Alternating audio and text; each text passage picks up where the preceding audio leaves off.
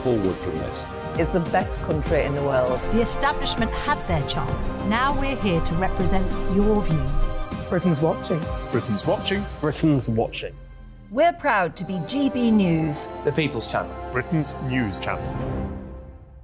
Westminster is going around in ever-decreasing circles, followed by the media. Britain is broken. How on earth did we get into this mess? But more importantly, how do we get out of it? Join me at 7 p.m, Mondays to Thursdays on Farage, here on GB News. We will have open, rational debate. We've got to work out how Britain moves forward from this. Join us here on GB News, the People's Channel. Britain is watching. I'm Jacob Rees-Mogg, the Member of Parliament for North East Somerset and a former government minister. For years, I've walked the corridors of power in both Westminster and the City of London. I campaigned in the largest democratic vote in our island's story. I know this country has so much to be proud of. We need to have the arguments, the discussions on how we make it better. The wisdom of the nation is in its people. Vox Populi, Vox Dei. That's why I'm joining the People's Channel. Join me Monday to Thursday at 8 p.m. on GB News, Britain's news channel. GB News has its own late-night paper preview show, Headliners, where comedians take you through the next day's top news stories. You don't have to bother reading the newspaper, we've got it covered for you. Headliners, every night at 11 p.m. and repeated every morning at 5 a.m. We won't send you to sleep like some of the other paper review shows out there. GB News, the People's Channel, Britain's news channel. Join me, Camilla Tominey, on Sunday mornings from 9:30, taking the politicians to task and breaking out of SW1 to see how their decisions are affecting you across the UK. Bursting the Westminster bubble every Sunday morning, only on GB News, the People's Channel. Britain's watching. You've probably seen politicians interviewed 1,000 times, but we do it differently. We find out who they really are, we don't shout, we chat, and hopefully we bring a bit of light, not just heat. Did you know Kate Moss? Apparently. Do you have a pair of jeans or a pair of jeans? No, of course I don't. What would I do with them? My friends are like, oh my God, what's she doing now? Join me every Sunday at 6 for Gloria Meets, only on GB News, the People's Channel, Britain's news channel.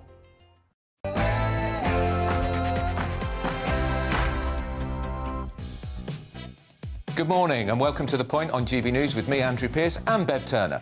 So today, the Rwanda plan is set for liftoff, or is it? Speaking exclusively to GB News, Home Secretary Suella Braverman suggests that she's close to a breakthrough with the European Court of Human Rights. If so, deportation flights could be taking off for Rwanda by the summer. That exclusive interview in just a moment.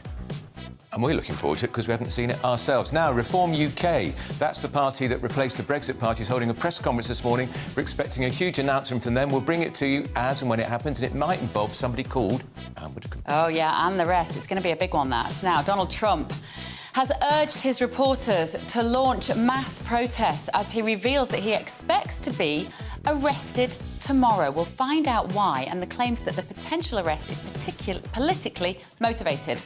And Boris Johnson, he's going to dominate the news again all week this week. He's submitting that dossier today, 50 or is it 60 pages, on whether he knowingly, willfully misled Parliament over parties that took place in number 10. Yeah, that's right. He submitted this evidence ahead of this grilling that he's going to get on Wednesday. Are you bothered by Partygate anymore?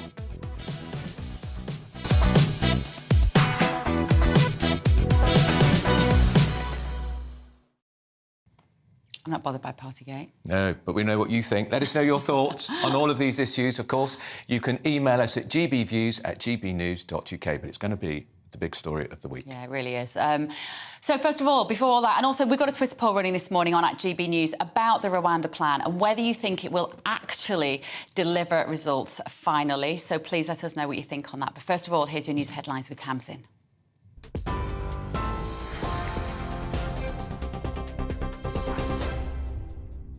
Bev, thank you. Good morning from the GB Newsroom. It's 9:32. The Home Secretary has told GB News exclusively the government's migration policy is the right way to solve the small boats crisis. It comes after Suella Braverman said migrants could be sent to Rwanda by the summer. The agreement between the two countries has been expanded to include all illegal migrants, not just asylum seekers. Ms Braverman yesterday said that she'd held constructive talks with the European Court of Human Rights over possible reforms to the injunction that halted migrant flights to the country. Boris Johnson's defence against claims he lied to Parliament over the Partygate scandal could be published today. The former Prime Minister will give evidence to the Privileges Committee on Wednesday. The committee will publish its findings on whether Mr Johnson committed a contempt of Parliament and make a recommendation on any punishment. The House of Commons will make the final decision. China's President Xi Jinping will arrive in Moscow today for talks with Vladimir Putin. The trip comes just days after the International Criminal Court issued an arrest warrant for the Russian president on charges of war crimes. President Xi has called for pragmatism on Ukraine. President Putin has welcomed China's willingness to play a constructive role in resolving the crisis, but warned he will reject any ultimatums. London stocks and wider European markets fell at the open this morning, and shares in Credit Suisse dived by more than 60%. That's despite UBS agreeing to buy the troubled bank in a deal worth more than £2.5 billion. The Bank of England remains confident that UK banks are safe and sound. TV, online and DAB+ radio and on TuneIn. This is GB News. Now it's back to Andrew and Bev.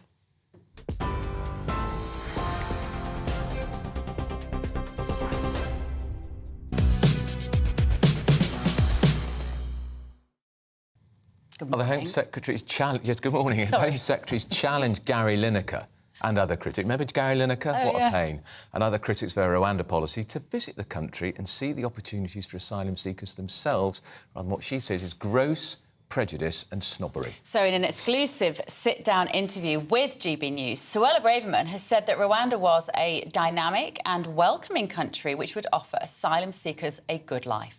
She also says she's encouraged by talks with the European Court of Human Rights, which could pave the way for those flights to Rwanda to take off by the summer. But she has told our Home Security editor, Mark White, that she doesn't rule out leaving the ECHR if they continue to interfere with the policy. Home Secretary, we're at this incredible cricket ground, participating in the programme to promote community integration through sport. One of the many programmes that you've seen here in Rwanda as they gear up to take asylum seekers from the UK eventually. Are you convinced that they can have a good life here in Rwanda? Yes. What we've seen this weekend in Rwanda is that our partners here are ready to, they're ready to support the UK in our work to stop the boats and to fix our challenge of illegal migration. We've seen accommodation and construction projects which are well advanced and which will be completed very soon. So that accommodation will in part be there to accommodate in the long term people who will be resettled to Rwanda from the UK. People who come to the UK illegally will not have the right to settle in the UK, and that's what our legislation proposes. And working with our friends in Rwanda, the people who come here will be resettled to live a safe and secure life. That's the humane approach, and that's the compassionate approach. The policy still, of course, has its critics, Gary Lineker for one, opposition politicians. Would you encourage them actually to come here and see for themselves what Rwanda has to offer those who would come here and settle? Absolutely. I think there has been far too much prejudice, frankly, snobbery amongst the critics, who most of whom haven't even visited Rwanda. This is my third visit to Rwanda. This is a welcoming country. It's a dynamic economy.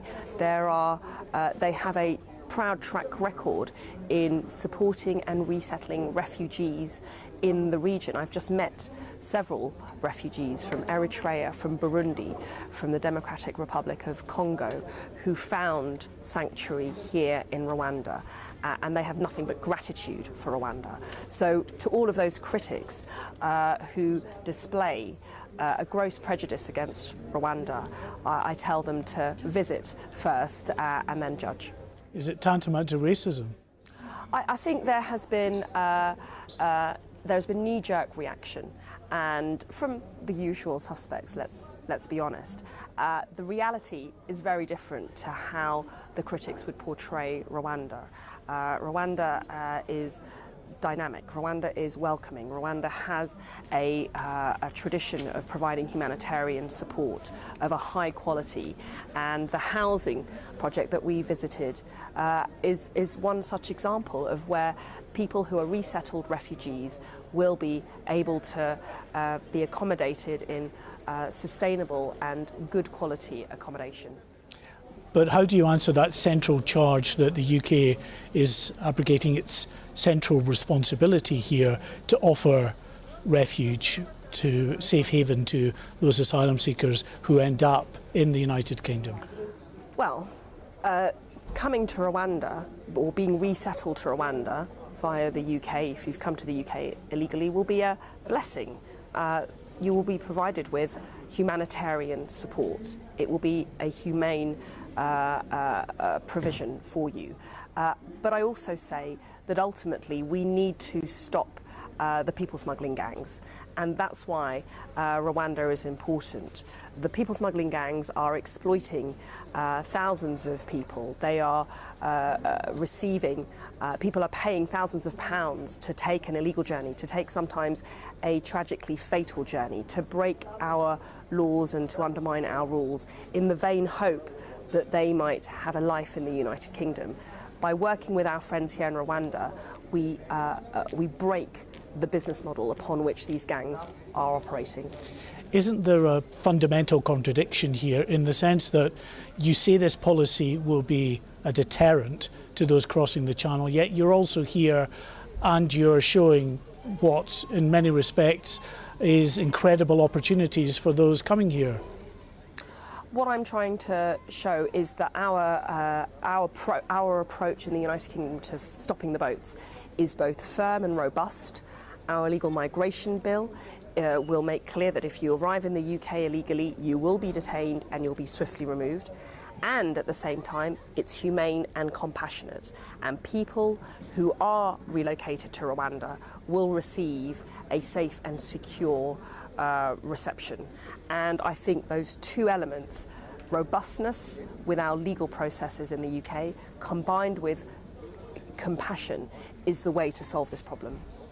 I mean, given what your colleague Oliver Dowden has said in terms of being regretful that this policy is in place, how does that square again with a partnership that you say is very important for not just helping to solve the asylum seeker issue in the UK, but also to help support Rwanda, to help ensure that countries like Rwanda can take refugees from their own continent rather than them embarking on the journey? How do you square that?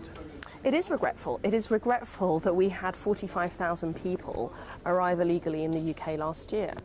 It's regretful that we're spending £6 million a day accommodating many of them in hotels throughout towns and cities in the United Kingdom. It's regretful that we spent £3 billion last year to service our asylum needs. That is what is regretful. We have an enormous and very difficult problem that we need to fix. The Prime Minister has made it one of his core pledges to stop the boats. But you don't regret this policy? But the policy of our new bill, the illegal migration bill, combined with our world-leading partnership with Rwanda, is the solution. That is our approach that we are putting forward to fix this problem, and I do believe it will work. I have huge confidence in this partnership. I have huge confidence in Rwanda, and I believe that it will be modelled by other countries in due course.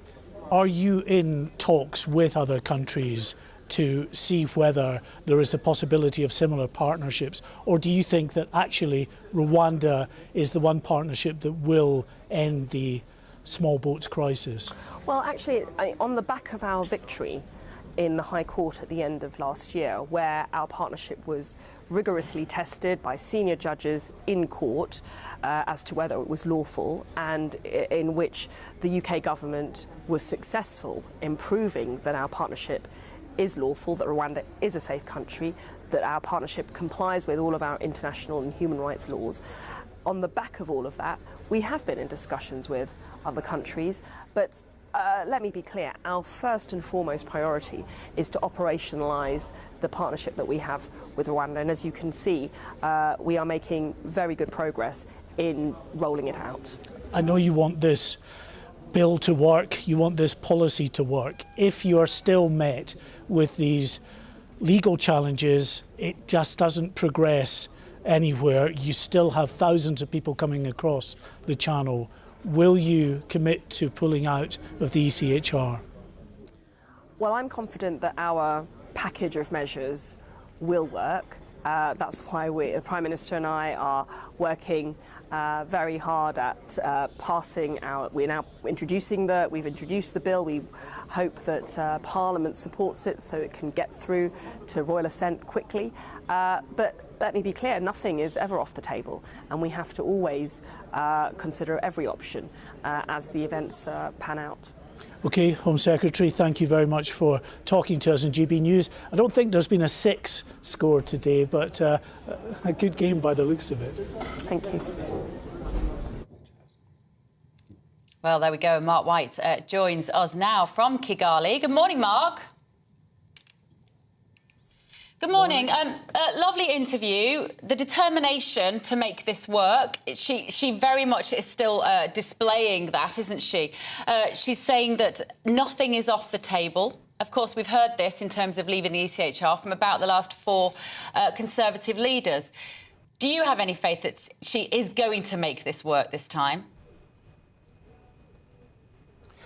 Well, I mean, she has to make the Rwanda partnership work if the policy of trying to act as a deterrent and send people here to Rwanda is actually to work properly as a policy. They need the deal with Rwanda to succeed. Whether they will be allowed by the courts in the UK and, of course, the European Court of Human Rights is another issue altogether. That has been the stumbling block all the way through this process, with the European Court intervening, with it having to go back to the UK courts to get relitigated. We had the High Court in December of last year ruling that the Rwanda policy was lawful. That's now gone to the Court of Appeal. It will be heard in the coming month, we think. And again, if that rules in favour of the government's policy, the government at that stage is confident, they say, that they should be able to get those flights up and running to Rwanda by the summer. But it all depends on what the European Court of Human Rights does as well, whether these talks that have been happening with UK officials and the court in Strasbourg come to some kind of agreement over this controversial Rule 39. It's quite complex, but it's just the ability for people who feel that their human rights are going to be infringed to appeal to this court, and if the court is persuaded by those arguments, they can then introduce an injunction, really, to get the British government to reconsider the proposals. There's a lot still to be considered here, but Suella Braverman absolutely determined that she wants to get those flights off the ground as soon as possible and start sending asylum seekers here to Rwanda. We've got Lord Moyland in the studio, but I want to ask you one quick question, Mark. What's it like?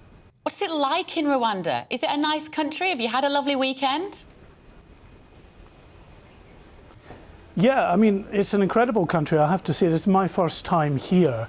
And I think, you know, it's a bit of a lazy stereotype just to look at Rwanda and suggest that anyone coming here is going to have human rights infringed, that they're going to have a miserable existence. It's not like that at all. Certainly here in the capital city, we know that Rwanda is one of Africa's most dynamic economies. I'm here in the main convention centre, an international conference venue. They've just had the FIFA conference here. They had, of course, just recently the CHOGM meeting, those Commonwealth Heads of Government meeting here. It is a dynamic and burgeoning tech hub sector that's taking off here as well. So it's progressing in the right direction. The streets are clean. It's a safe city to be in, and they're determined to boost their economy. One way they see of being able to do that is to welcome migrants to this country, to integrate them and to get them contributing to this growing economy. White, our Home and Security. We're going to hear from you again in the next hour. Thanks for joining us. Lord Moylan's here, great friend of Boris Johnson and a big advisor to Boris Johnson. He looks fabulous. And that interview was taking place at the back of a cricket pitch. It does look great, and the fact that I did say it was a cricket pitch. Yeah, and it was. And it was. I think people in this country have a terrible image of Africa, because all we ever see is David Attenborough in the wide savannas, on the one hand, or people starving when there's a human catastrophe, usually a man-made famine or whatever that's caused by war type of catastrophe, and people's hearts go out to that. And they don't get this sense of Africa as this amazingly dynamic place which is leaping over lots of different stages of development to catch up with where we are. And they don't know, as I do from my own experience working, not in politics, the incredible levels of education that young people, by which I mean people in their 20s and 30s, but when you meet them, young people are showing, you know, qualifications they've got in finance, accounting, things like that. Very well qualified people, and in countries, many of which have English as a main language or a very commonly accessible language, so it's very easy for us to sort of relate to them and get on with them. And I think people should be looking at Africa in a very positive light. The European Court of Human Rights is always that sticking point, isn't it? Now, we defied it over prisoners' votes in 2018. They can defy it again. I don't think the Home Secretary said nothing's off the table, but we know Rishi Sunak is not up for taking us out of the European Court. If they insist again on trying to block the Rwanda flights, should the government just go ahead and do it? Well, the fact is, my understanding is that when we joined this back after the Second World War, it was on the understanding that parliamentary sovereignty was not being infringed, and that, of course, you might want to take account of what the European Court says on a human rights matter and amend your law to suit it, but ultimately it's for Parliament to decide. And I think that, you know, this is the chosen method of effectively breaking the business model of a huge international crime organisation. And if you went round saying all the time you can't go here because of somebody's human rights, I mean, Brussels says that human rights aren't being upheld in Poland. I mean, you know, on that basis, you wouldn't be able to repatriate people to Poland. There are gradations of things. I think we should go ahead, because what we're seeing in this case is that some genuine refugees, undoubtedly, but an awful lot of people who are simply exploiting a business that has grown up, an illegal business that has grown up, trafficking people across Europe in ways that contravene. But don't you sense the country is clamouring for this to be fixed? And I think we want it. Everyone clamouring for it. The country wants it fixed. The Labour Party are going to vote against it. Politically, are they? Big mistake. Yeah. The Labour Party is voting against it. Yeah, they will. They've got a better idea. I can't remember what it is. I haven't come across a better idea. Yeah, I think it's very difficult for Keir Starmer and the Labour Party to know how to handle this, because if they vote against it, the public will not be behind them. Yeah. The majority of the public do want this to work. And they will want to know what's your solution. And all I ever hear them say is, well, we'd process the applications faster. Well, good. We should be processing the applications faster, and funnily enough, they're right about that. But that isn't a solution to reducing the number of people coming here to make applications. There has to be a deterrent. That's talking about something else. There has to be a deterrent, and the flights will be a deterrent. There has to be a breaking of that business model, so that it no longer makes sense for those people to run those illegal businesses, many of which are linked to other illegal businesses like drugs running and large-scale prostitution and things of that sort. We're seeing and Labour, barbershops, apparently. Lord Moylan, we're seeing Labour just push ahead of the polls every day, it seems. And yet, in the run up to the next election, there is a general sense that if the Conservatives can master this particular bill and this particular problem, this gives them the very best shot of winning the next election. Is it as serious as that? Well, I think this is absolutely serious, for whoever is in power has to have an answer to this problem. And so, of course, that's going to carry weight when the electors come to vote at the next election.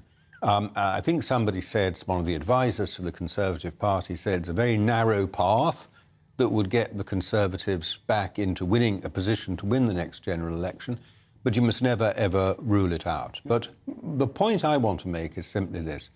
Whatever the question at the next general election is, it is surely very obvious now that Sir Keir Starmer is not the answer to it.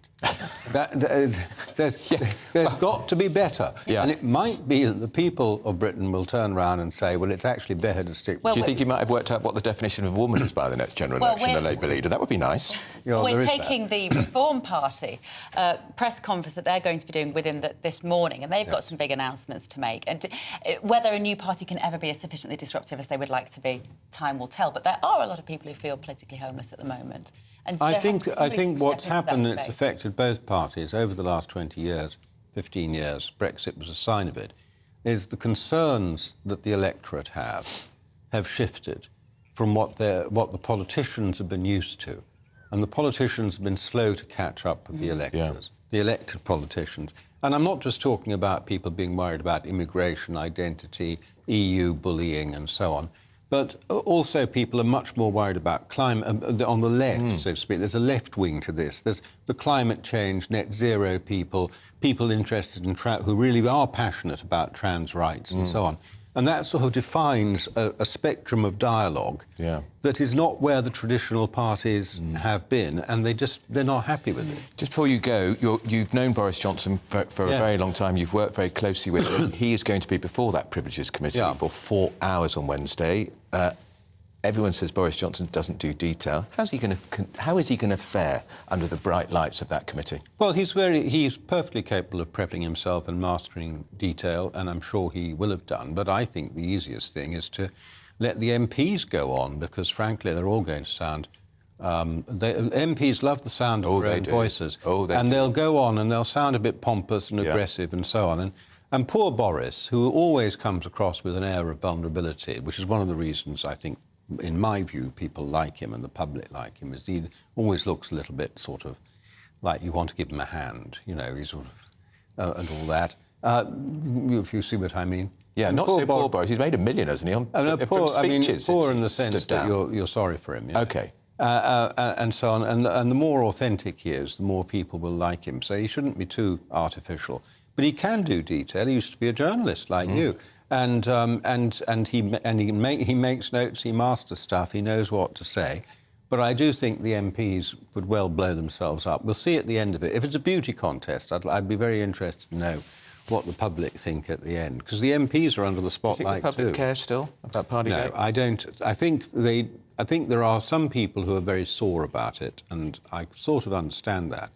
But I think the vast majority of people just want to move on from the whole thing. Why are we still going at Boris about this, is what they're thinking. And then they say, it's because they want to drive him out of politics altogether. And a lot of people don't like that. They like to think that they can vote for who they want to vote for, not that it's all decided by a little clique. Which certainly has some parallels with the Trump situation, which and it's very interesting. Trump, same technique, you know, it's a transatlantic technique of the left, All right, thank you. Cheers. So Daniel Moylan there. Right, now, still to come, we're going to get reaction to our exclusive interview with Suella Braverman. More on that in just a bit. You're with GB News. First and foremost, I am a GB News fan, and I was before I was working here. Just love the fact that we're asking the questions that a lot of establishment media won't ask. With a bit of a twist, we not only want to inform you, but we want to keep you entertained. It's worth the drive, because you get in and the team's all ready and waiting, they're itching to go, and it's a proper little family. GB News is the People's Channel. It's the audience that makes the programme sing. We're giving our viewers and our listeners a voice. I see the thousands of your letters, tweets, emails, you name it, coming in. Britain is broken. How on earth did we get into this mess? But more importantly, how do we get out of it? The establishment had their chance. Now we're here to represent you. It's time for something different. It's time for GB News. I'm very patriotic. I believe in Britain. Our best days lie ahead. Britain's watching. Britain's watching. Join us here on GB News. The People's Channel. Britain's news channel. I'm Andrew Doyle. Join me at 7 o'clock every Sunday night for Free Speech Nation, the show where I tackle the week's biggest stories in politics and current affairs with the help of my 2 comedian panellists and a variety of special guests. Free Speech Nation, Sunday nights from 7 on GB News, the People's Channel, Britain's news channel. Here on GB News Live, we'll be keeping you in the picture, finding out what's happening across the country and finding out why it matters to you. We'll have the facts fast with our team of reporters and specialist correspondents. Wherever it's happening, we'll be there from 12 noon on TV, radio and online. GB News, the People's Channel, Britain's news channel. I'm Michael Portillo. Join me on GB News on a Sunday morning for topical discussion, debate, arts and culture, and sometimes even ethical dilemmas. I don't always agree with you, Michael. Michael Portillo, Sundays on GB News, the People's Channel, Britain's news channel. Hello, I'm Michelle Dewberry, and you can join me every weekday 6 till 7 on Jubes and Kerr. You're an inspiration to us all. Clip that bit up. Well, you are. That's my ringtone. My political ambitions those days are gone, I can tell you. She's only teasing. Go on. He's probably going to want to lay down now. I'll give him 2 minutes to have one. Let's respectfully disagree. That's what we like on Jubes and Kerr. Come and join us. GB News, the People's Channel. Michelle Dewberry, weekday evenings at 6 o'clock. I'm Simon Evans. Join me on GB News for Headliners at 11 p.m. What's the scoop? I'll be joined by 2 of the country's top comedians. That's right. As we take a look at tomorrow's newspapers tonight. We're going to get into trouble. If it's a big story, we'll be covering it. Spill some tea on him. There we go. But we'll also have some fun. I wouldn't stick up a bank. My father didn't love me. So anyway, Headliners every night from 11 on GB News, the People's Channel, Britain's news channel. Monday to Thursday, 9 p.m. till 11 p.m. Join me, Dan Wootton. I'll bring you the sharpest takes and hottest debates. Do you not believe in prison? I don't believe in prisons. I'm completely stunned. I guarantee you there'll be no spin, no bias, no censorship. I actually was personally quite offended by it. And no reason to go to bed. So I guess they've always been quite woke. That's Dan Wootton tonight on TV, radio and online. Monday to Thursday from 9 p.m. till 11 p.m. on GB News. The People's Channel, Britain's news channel.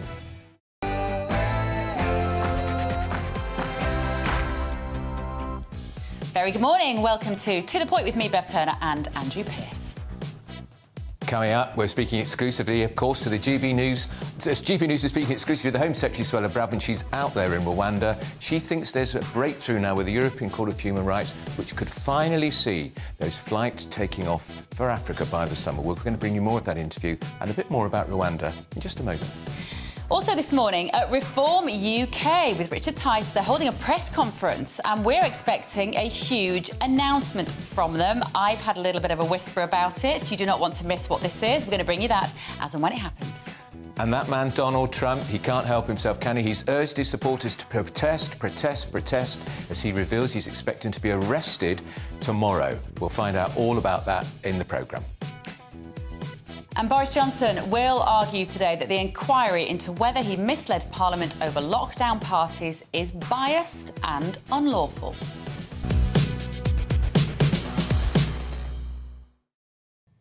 And nobody really cares about Partygate anymore, do they?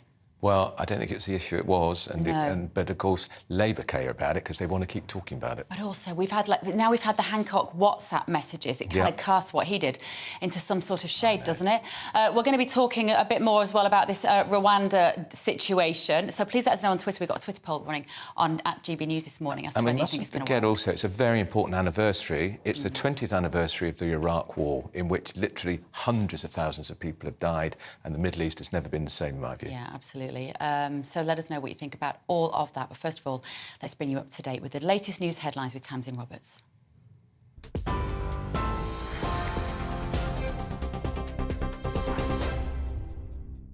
Bev, thanks very much. Good morning from the GB newsroom. It's 2 minutes past 10. Boris Johnson's defence against claims he lied to Parliament over the Partygate scandal could be published today. The former Prime Minister will give evidence to the Privileges Committee on Wednesday. The committee will publish its findings on whether Mr Johnson committed a contempt of Parliament and make a recommendation on any punishment. The House of Commons will make the final decision. A spokesperson says Boris Johnson's position will be vindicated. China's President Xi Jinping will arrive in Moscow today for talks with Vladimir Putin. The trip comes just days after the International Criminal Court issued an arrest warrant for the Russian president on charges of war crimes. It's President Xi's first visit to Russia since the start of the invasion of Ukraine. He's acknowledged that solutions are not easy, but called for pragmatism. President Putin has welcomed China's willingness to play a constructive role in resolving the crisis, but warned he will reject any ultimatums. US security expert Andrea Kendall-Taylor described this visit as a signal of solidarity between Beijing and Moscow. Him going to Moscow at this time provides a really important signal of his continued support for Putin. And of course, that is designed to show the United States in particular that these two countries are aligned, that they have this deep partnership, and that they stand in opposition to the United States, that they are united in pushing back against US and Western influence that they see as limiting their power on the international stage. Meanwhile, justice ministers from around the world will meet in London today to discuss increasing support for the International Criminal Court. The UK's Deputy Prime Minister Dominic Raab says the 40 nations are united behind one cause: to hold war criminals to account for what he described as the atrocities in Ukraine. President Vladimir Putin is accused of being responsible for the kidnapping and deportation of thousands of Ukrainian children. The Kremlin called the allegations outrageous and unacceptable. London stocks and wider European markets fell at the open this morning, and shares in Credit Suisse dived by more than 60%. That's despite UBS agreeing to buy the troubled bank in a deal worth more than £2.5 billion. The FTSE 100 fell by 0.7% after already dropping 1% on Friday. However, the Bank of England remains confident that UK banks are safe and sound. The average price of a home in the UK has jumped almost £3,000 in March.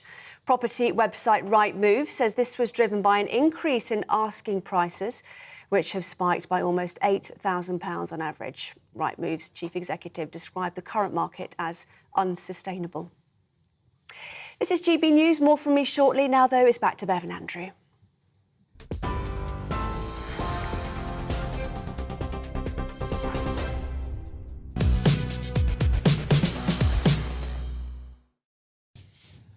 Well, according to the Home Secretary, the European Court judges are on the brink of backing down on the ruling late night by one anonymous judge, we never even was told who he or she was, that prevented those migrant planes being sent to Rwanda.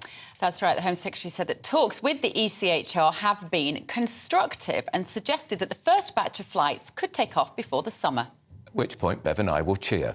It follows Suella Braverman's trip to Rwanda's capital, Kigali, which looked very nice to us, where she claimed the country was ready to take thousands of illegal migrants. Having seen the pictures, I'm kind of tempted. It looks lovely. Well, it does. We saw some of the pictures this morning in an exclusive interview with GB News. The Home Secretary said that Rwanda remains a welcoming country which would offer asylum seekers a good life. And as our Home and Security Editor Mark White reports, here it is. Critics have accused the Home Secretary of indulging in nothing more than a glorified photo op. And yes, of course, these are powerful images. But Suella Braverman's visit here is not just about the eye-catching symbolism. The UK government desperately needs the agreement with Rwanda to succeed. Without a third country willing to take relocated asylum seekers, the government's illegal migration bill is almost certain to stumble at the first hurdle. So a meeting with the Rwandan President Paul Kagame was on the agenda as the UK strengthens its partnership agreement. The Home Secretary certainly packed a lot into her two-day schedule, visiting new housing developments and other support services being geared up to accommodate thousands of asylum seekers who may end up here in the months ahead. The plans still have their critics, of course. TV presenter Gary Lineker, opposition politicians and others. But Suella Braverman told me no one should judge unless they've been here. Would you encourage them actually to come here and see for themselves what Rwanda has to offer those who would come here and settle? Absolutely. I think there has been far too much prejudice, frankly, snobbery amongst the critics, who most of whom haven't even visited Rwanda. This is my third visit to Rwanda. This is a welcoming country. It's a dynamic economy. So to all of those critics who display a gross prejudice against Rwanda, I tell them to visit first and then judge. An important stop-off for Suella Braverman was this huge tech hub in the capital, Kigali, home to hundreds of startups and companies from around the world. Rwanda is home to a burgeoning tech sector. The Noskin Kigali house in particular has over 200 companies, startups that are stationed out of here, also organizations that support startups, and we have more than 1,000 members. Now, 55% of these are from other African countries. The Kepler Academy, high in the hills over Kigali, another example, says the Home Secretary, of the many education services Rwanda can provide asylum seekers. This well-established, well-respected local university has already committed to ensuring up to 25% of the students enrolled here will be refugees. But like the many housing complexes around this capital city, they have absolutely no idea just how many people they'll eventually be asked to accommodate. For in truth, the Home Secretary doesn't even know how many asylum seekers may eventually have to be sent here. It could be many thousands, but Home Office officials are quietly hoping that just like the Australian initiative against the small boats, once they finally start relocating asylum seekers, the people smugglers' business model will be broken. It's a big gamble, and this country is a vital component. Mark White, GB News, in the Rwandan capital, Kigali. Thank you, Mark. If you're there now, I think we're going to talk to you. We've been discussing, Mark, this morning. Some of the press are criticising this trip, and particularly the government, for not inviting other aspects of the media that may not be as sympathetic to this policy to be out there to interview her. Do you think that was a mistake? Well, I mean, you could certainly argue it was problematic for the Home Office in that they had other members of the media who were quite disgruntled. But listen, I'm long enough in the tooth and have done, many trips abroad and in the UK. I've got lots of exclusives and been excluded from many more exclusives because that's the way this industry works. Those broadcasters that have been rather upset about the fact that they weren't invited on the trip will often be given exclusives themselves that we and other broadcasters might be less than happy that they got access to.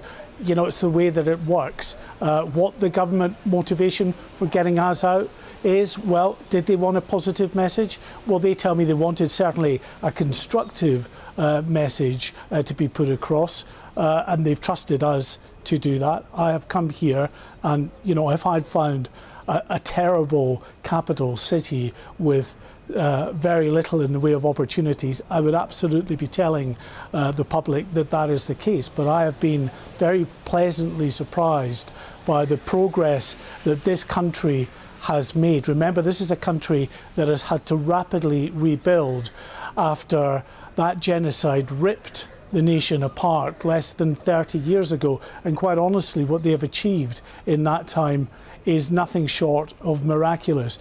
But in that, There's also now, of course, the burgeoning economy that's there. It's one of Africa's most dynamic economies. Huge and growing tech sector. There's opportunities for asylum seekers. A report that I'll be putting out tomorrow speaks to a number of those asylum seekers who have come here not via the UK, but they've come from the continent of Africa, they come from the Middle East and elsewhere, welcomed in by the Rwandan government and are making lives for themselves. It's not to say there aren't difficulties in this country. There are. They have issues with the DRC in the border areas, unrest there, and the hope, of course, always is that that doesn't get any worse. There's issues about whether people's personal freedoms are fully realised. Grown-ups in the room are not saying that Rwanda is the UK. Of course it's not. The UK is a fully developed economy and legal and justice system. Rwanda is building theirs. It's developing, but it, in my view anyway, is not anywhere near as bad as what the critics are making out.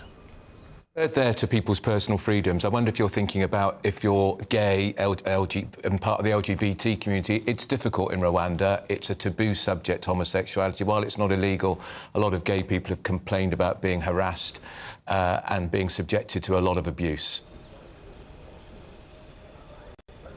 Yes, and you know, it's not just Rwanda. Many countries around the world have similar issues as they progress in their own way to be fully developed economies. Some are moving faster or slower than others, and some freedoms that, of course, in the West we would like to see extended to countries right across the world aren't quite there yet.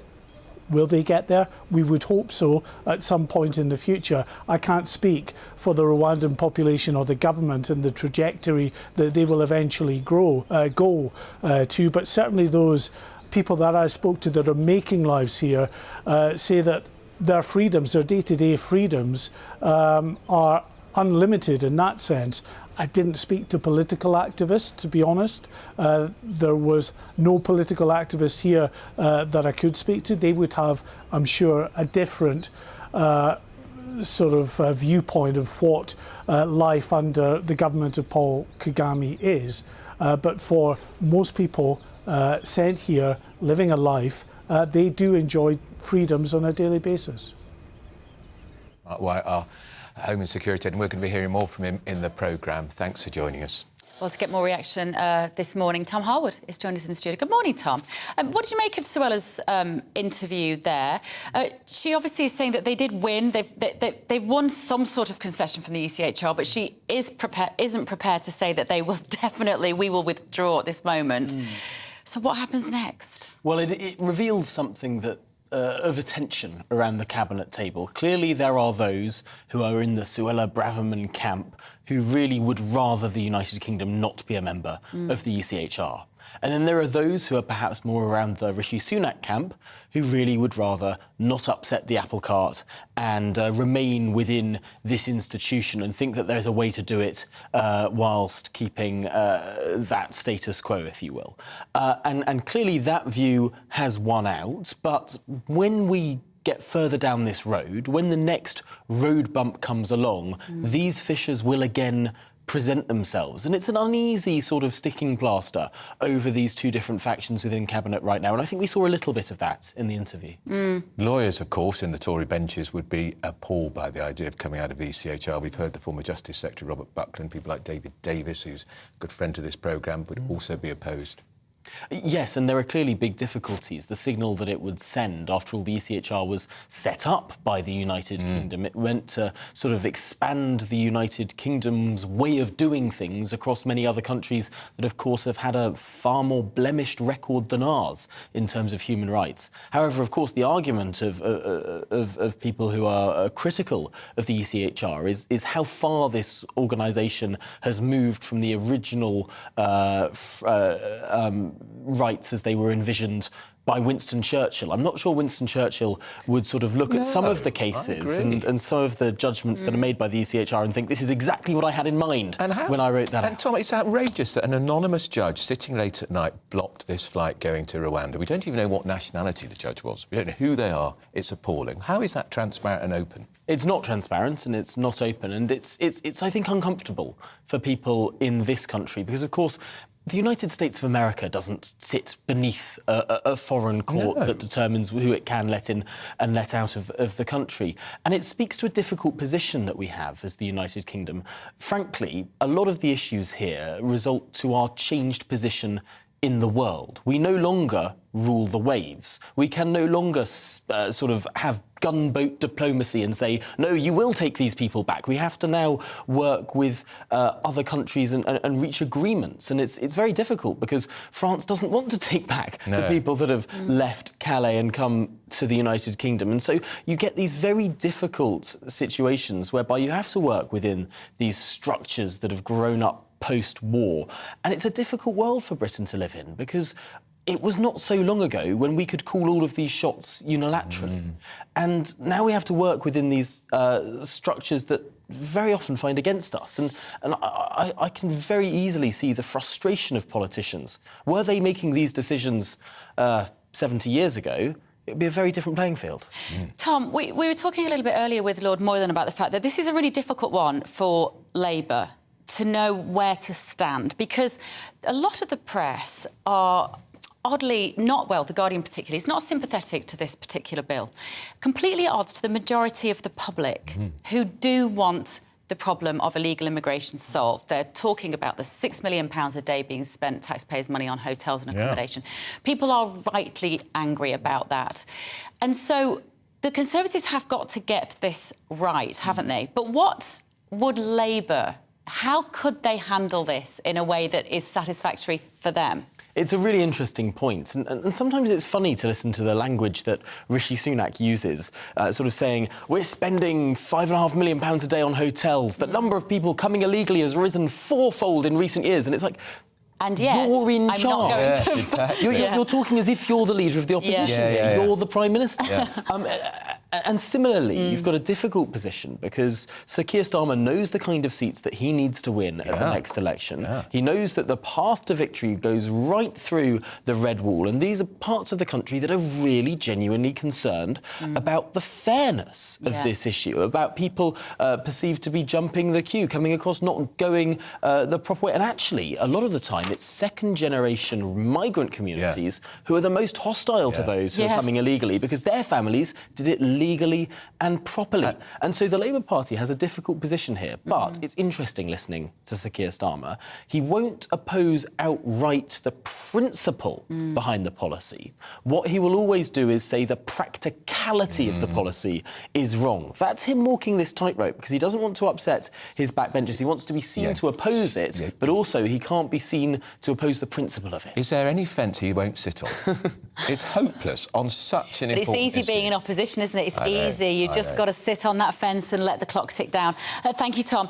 You've been getting in touch this morning with your views on this. Phil said, what happens if the migrants try to resist getting on a plane? What happens if they cause trouble on a plane? Will it still take off? Well, I flipping hope so. And Phil says, I do hope it happens. All illegal migrants should be moved there. As a taxpayer, we should be doing this. We need to get hotels back and lives back to normal. And actually, some people thinking, I can't afford to be in that hotel those migrants are in. I'd like to put my family in those hotels. Debbie said, will be interesting to hear from the illegal migrants held here what their objections are to Rwanda as a place of safety. It was handled badly from the start, this, wasn't it? When Priti Patel, it kind of came out of nowhere, didn't it? There was no warm, and suddenly it became a comms disaster, and it feels like they're sort of...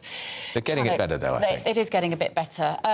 So let us know what you think. gbviews@gbnews.uk. Still to come. Donald Trump he's going to be arrested probably tomorrow. This story is absolutely fascinating. This is To The Point on GB News. I joined GB News because I was sick and tired of not hearing my views being represented, not just mine, but so many people that I knew and spoke to. I just couldn't get my voice out there. I couldn't say anything. I couldn't do anything. Whatever the narrative was, I kind of had to follow it. GB News is there to provide a voice for those who have been ignored by the establishment media. We think different things, we've got a different style. GB News is here to be optimistic and positive about the future. It's real kind of dynamic and flowing, with the audience very much at the heart of it, like a big family. Here at GB News, we talk about the things that matter to you. Hearing the voices from right across our towns and cities, especially our towns. All sides of the argument represented with a heavy dose of opinion. We're on a mission here to make a difference. And the GB News family really is here for you, and whatever time of day you can watch or listen. Britain's watching. Britain's watching. We're proud to be GB News. The People's Channel. Britain's news channel. Westminster is going around in ever-decreasing circles, followed by the media. Britain is broken. How on earth did we get into this mess? But more importantly, how do we get out of it? Join me at 7 p.m, Mondays to Thursdays on Farage, here on GB News. We will have open, rational debate. We've got to work out how Britain moves forward from this. Join us here on GB News, the People's Channel. Britain is watching. You've probably seen politicians interviewed 1,000 times, but we do it differently. We find out who they really are, we don't shout, we chat, and hopefully we bring a bit of light, not just heat. Did you know Kate Moss? Apparently. Do you have a pair of jeans or a pair of jeans? No, of course I don't. What would I do with them? My friends are like, oh my God, what's she doing now? Join me every Sunday at 6 for Gloria Meets, only on GB News, the People's Channel, Britain's news channel.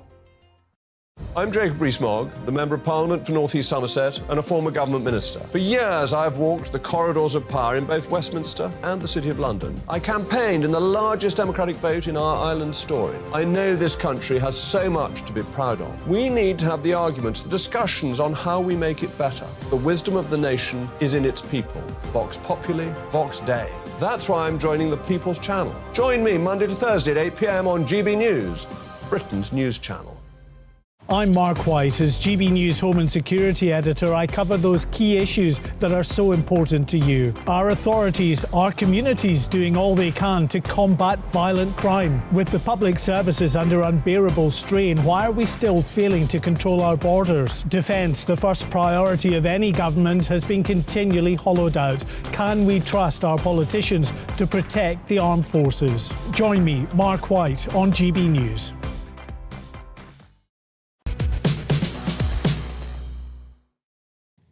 Very good morning. Welcome back to The Point with me, Bev Turner and Andrew Pearce. We've been asking you, now that you've seen the Home Secretary's trip to Rwanda in our GB News exclusive interview, are you more confident that her plans to fix illegal migration will be successful? Well, interestingly, 53% of you have voted no. You're not confident her plans will be successful. I suppose they think it's those wretched judges. Well, you know what? Actually, yeah. But we've just been ground down, like the lack of faith now. But actually, if we'd asked this question 6 months ago, many more of you would have said you have no confidence. It would have been 73%. In this, easily. It was pretty much 73% every day at this time slot. But also this morning, Donald Trump, what's he up to, Andrew? He says he's going to expect to be arrested tomorrow over criminal charges against him over his role in paying hush money to the adult film star Stormy Daniels just before the 2016 election. Big story. The former president's called for his supporters to engage in protests as the grand jury in New York are listening to more evidence in the resurrected 2016 case. Haven't we heard that before, more protests? Joining us now is spokesman for Republicans Overseas UK, Sarah Elliott. Sarah, how are you? Great. How are you? Very well. Good. He's saying protest, protest, protest. Does this not have an uncanny echo of what happened at Capitol Hill just after he lost the election? And we saw what damage that did to democracy, police officers killed, Sarah, and I think Trump's reputation badly damaged. Well, yes, but it also rings true of what the left has been trying to do for him time and time again, which is to indict and convict this man. They are trying to hang anything they can around his neck and bring him down. And it's just, I think it's a quite flimsy case. Even Democrats and those in the media who would like to see Donald Trump behind bars, they do not see a strong case in this. And it's more likely a district attorney of Manhattan who's trying to make a name for himself. So in my opinion, Sarah, it's absolutely ridiculous. I wasn't the biggest Trump fan. I will admit that on a personal level. At times, I found him utterly repulsive. However, a lot has changed in the last 3 or 4 years. And I genuinely think that if he gets found guilty or goes to prison for this, it will be an absolute abomination given what some politicians have been doing around the world. Just explain to our viewers what he's actually in trouble for on this occasion. So he is supposedly being indicted for using campaign money to pay an adult film star who he had in a relationship hush money. Okay, so it's a misuse of campaign money. But this is more of a federal issue rather than where the DA is from, New York, Manhattan. So there lies some questions whether even the Manhattan district attorney can even bring charges against President Trump over this use of campaign finance. His former lawyer and fixer, Michael Cohen, is the one who's trying to bring him down and who is serving time in prison for paying money to another woman, another glamour shot girl, so to speak, who he had a relationship with. So he's trying to bring down his former boss. This is lawyer Michael Cohen. And, you know, if Trump had only pardoned Michael Cohen, we probably wouldn't be in this situation today. But he didn't, and so now he's seeking revenge against Donald Trump. But again, they have to prove that this was to help him in the 2016 presidential election, not to protect his marriage, not to protect his family, but that paying this hush money would have helped him win the presidency in 2016. And that is a difficult case to make. In the unlikely event, sir, they were able to prove that, what is the potential criminal penalty for Donald Trump? Could he go to prison?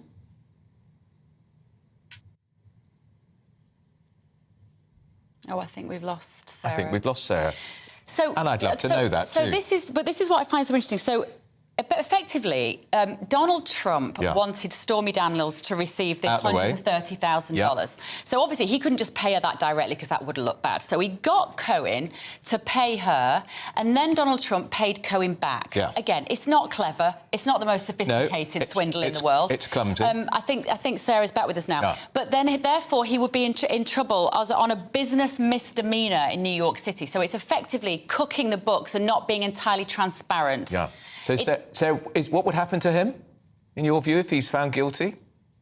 Yeah, he could go to jail. He could go to federal prison. And, you know, it's up to the judge how much time he would serve. But he has promised to still run for president, even if he's indicted. But this is not the only case that Donald Trump will face this year.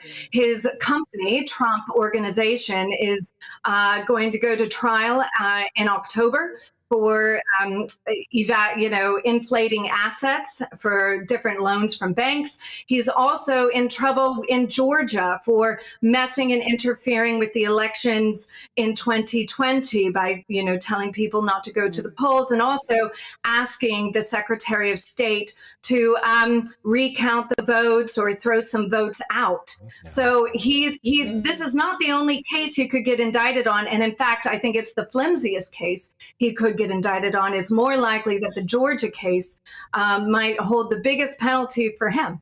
And he's also in trouble, of course, with this document handling about the Mar-a-Lago documents, with the swooping upon his property in the middle of the night with the lights flashing with the FBI to take these boxes of documents. He's still not off the hook with that. It's literally like they're trying anything to stop him being capable of running in the next election. Yes, and all this does is help him. All this does is make him a much more sympathetic figure. And he makes him the underdog again. It proves his point that the deep state is after him. And you know what? His supporters go, if they're after him, they'll come after me too. So we need him back in the ring to fight for us and defend us against the deep state. That is, it's not an equal playing field. Look at how they treated Joe Biden, President Biden, and his documents, classified documents he's kept at home, versus how they treated Donald Trump's classified documents at Mar-a-Lago. One had a raid, one didn't. This does not look like a fair and balanced democracy. No, it does not. Sarah Elliott, thank you. That's before we've even got into the whole Biden family and the Hunter Biden and the money. The story that will just keep giving. Donald Trump. We'll be covering that, of course, tomorrow on here on GBNews. Now, still to come, phone alerts. We're speaking to a man who's in support of them. That's after, of course, your morning news. I'm not.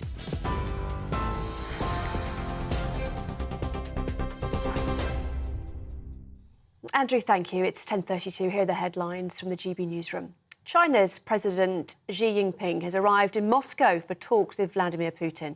The trip comes just days after the International Criminal Court issued an arrest warrant for the Russian president on charges of war crimes. President Xi has called for pragmatism on Ukraine. President Putin has welcomed China's willingness to play a constructive role in resolving the crisis, but warned he will reject any ultimatums. The Home Secretary has spoken exclusively to GB News about the government's migration policy, insisting it's the right way to solve the small boats crisis. It comes after Suella Braverman said migrants could be sent to Rwanda by the summer. The agreement between the two countries has been expanded to include all illegal migrants, not just asylum seekers. Ms Braverman yesterday said she'd held constructive talks with the European Court of Human Rights over possible reforms to the injunction that halted migrant flights to the country. Our approach in the United Kingdom to stopping the boats is both firm and robust. Our illegal migration bill will make clear that if you arrive in the UK illegally, you will be detained and you'll be swiftly removed. And at the same time, it's humane and compassionate. And people who are relocated to Rwanda will receive a safe and secure reception. And I think those two elements, robustness with our legal processes in the UK, combined with compassion, is the way to solve this problem. London stocks and wider European markets fell at the open this morning, and shares in Credit Suisse dived by more than 60%. That's despite UBS agreeing to buy the troubled bank in a deal worth more than £2.5 billion. The Bank of England remains confident that UK banks are safe and sound. Boris Johnson's defence against claims he lied to Parliament over the Partygate scandal could be published today. The former Prime Minister will give evidence to the Privileges Committee on Wednesday. The committee will publish its findings on whether Mr Johnson committed a contempt of Parliament and make a recommendation on any punishment. The House of Commons will make the final decision. TV, online, DAB+ radio and on TuneIn. This is GB News. Now it's back to Andrew and Bev.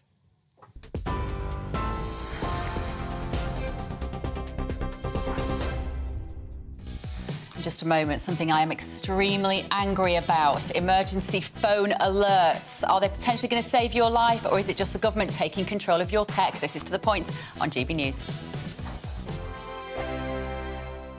Monday to Thursday nights on GB News. At 6, it's Dubes & Co. 7 o'clock, Farage. At 8, join Jacob Rees-Mogg. And at 9, Dan Wootton Tonight, followed by Headliners. On TV, radio and online. This is GB News.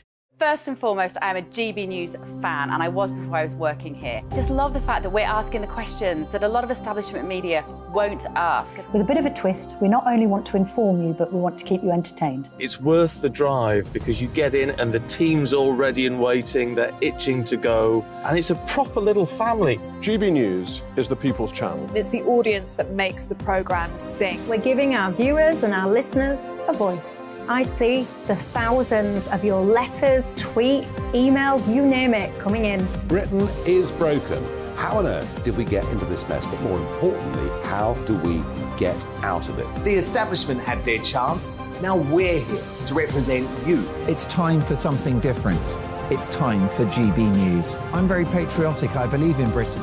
Our best days lie ahead. Britain's watching. Britain's watching. Join us here on GB News. The People's Channel. Britain's news channel. Join me, Patrick Christie's, Monday to Friday, 3 till 6. We tackle the day's news agenda like you've never seen before. It's high tempo, high octane, the most controversial topics and the best guests. You will not be able to take your eyes and ears off it. I'm not afraid to ask the questions that you really want answered. 3 till 6 p.m, Monday to Friday on GB News, the People's Channel, Britain's news channel. GB News has its own late-night paper preview show, Headliners, where comedians take you through the next day's top news stories. You don't have to bother reading the newspaper, we've got it covered for you. Headliners, every night at 11 p.m. and repeated every morning at 5 a.m. We won't send you to sleep like some of the other paper review shows out there. GB News, the People's Channel, Britain's news channel. Join me, Camilla Tominey, on Sunday mornings from 9:30, taking the politicians to task and breaking out of SW1 to see how their decisions are affecting you across the UK. Bursting the Westminster bubble every Sunday morning, only on GB News, the People's Channel. Britain's watching. I'm Michael Portillo. Join me on GB News on a Sunday morning for topical discussion, debate, arts and culture, and sometimes even ethical dilemmas. I don't always agree with you, Michael.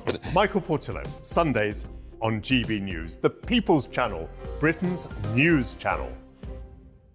I'm Andrew Doyle. Join me at 7 o'clock every Sunday night for Free Speech Nation, the show where I tackle the week's biggest stories in politics and current affairs with the help of my 2 comedian panellists and a variety of special guests. Free Speech Nation, Sunday nights from 7 on GB News, the People's Channel, Britain's news channel. Very good morning. Thank you for joining us. It's 10:38. This is To The Point on GB News with Andrew Pearce and Bev Turner. So public emergency alerts, get this, are going to be sent to all UK mobile phones in a new government warning system. I hate this story. The aim is for emergency services to send urgent messages warning the public of life-threatening situations like flooding, wildfires and terror alerts. We're all shaking our head in disbelief. The test is expected to take place in the early evening of April the 23rd. So joining us now is senior meteorologist Jim Dale to tell us more. Jim, good morning. When they said we're talking to friend of the show Jim Dale about this, I said why? So why are we talking to you about it? Yeah, good morning, Bev. First of all, the pair of you, welcome to spring. We're an hour and a bit into official spring. The sun has moved across the equator, so welcome to that one, first of all. A little bit of good news. Secondly, why are we talking about this? Well, obviously, the government have put the message out that this is going to be a test coming up. It's a meteorological event for the most part. You mentioned the terrorist side. I think that doesn't fall into my territory, but certainly the meteorological side does. Now, British Weather Service, we've been putting out alerts and weather warnings since 1987, since we were first formed. And we find that those that receive these things, not by iPhone, but by other methods, use them. They prepare. We have a little saying: to be forewarned is to be prepared. In other words, you get yourself in a position where you can actually do something about it. And I think I don't agree with the government on 99% of things, but on this one, I do. But haven't we got a weather forecast for that, Jim? Isn't that what the weather forecast tells us? Storms, clouds coming? Well, hurricane? Well, it's gales? a bit more than that. Okay, take this one, Andrew. If you're asleep in the 40 degree that we might see this summer, as we did last summer with climate change going on and all the rest of it, and there happens to be, say, a wildfire that sets itself off just down the road from you, it starts blazing their houses, you're in your bed nice and comfy waiting to get up, but you don't, and you're asleep and your phone doesn't go, and the next thing, your house is ablaze because you didn't get any warning. What is the problem with your phone going off in an emergency situation to say to you, hey, hello, Andrew, and Bev, your phone, you've got a wildfire that's just down the road from you. Right. You might want to do something. Jim. You might actually want to look out the window. If we lived in California, that might be a consideration. I can honestly tell you that London hasn't seen a wildfire for quite a long time. I would say possibly ever. And so all this does, this particular app, is it metastasizes the fear in our brains. This is the government saying, be frightened, be frightened. We're not going to tell you what to be frightened of, but any minute now, your phone is going to go off with an alarm and you need to be scared. And at that point, if you don't recognise the alert on your phone, which we haven't uploaded, you can't use your phone. I don't know whether people realise this, but the government have effectively hijacked your tech until you respond to it. Right. That sets a hideous precedent.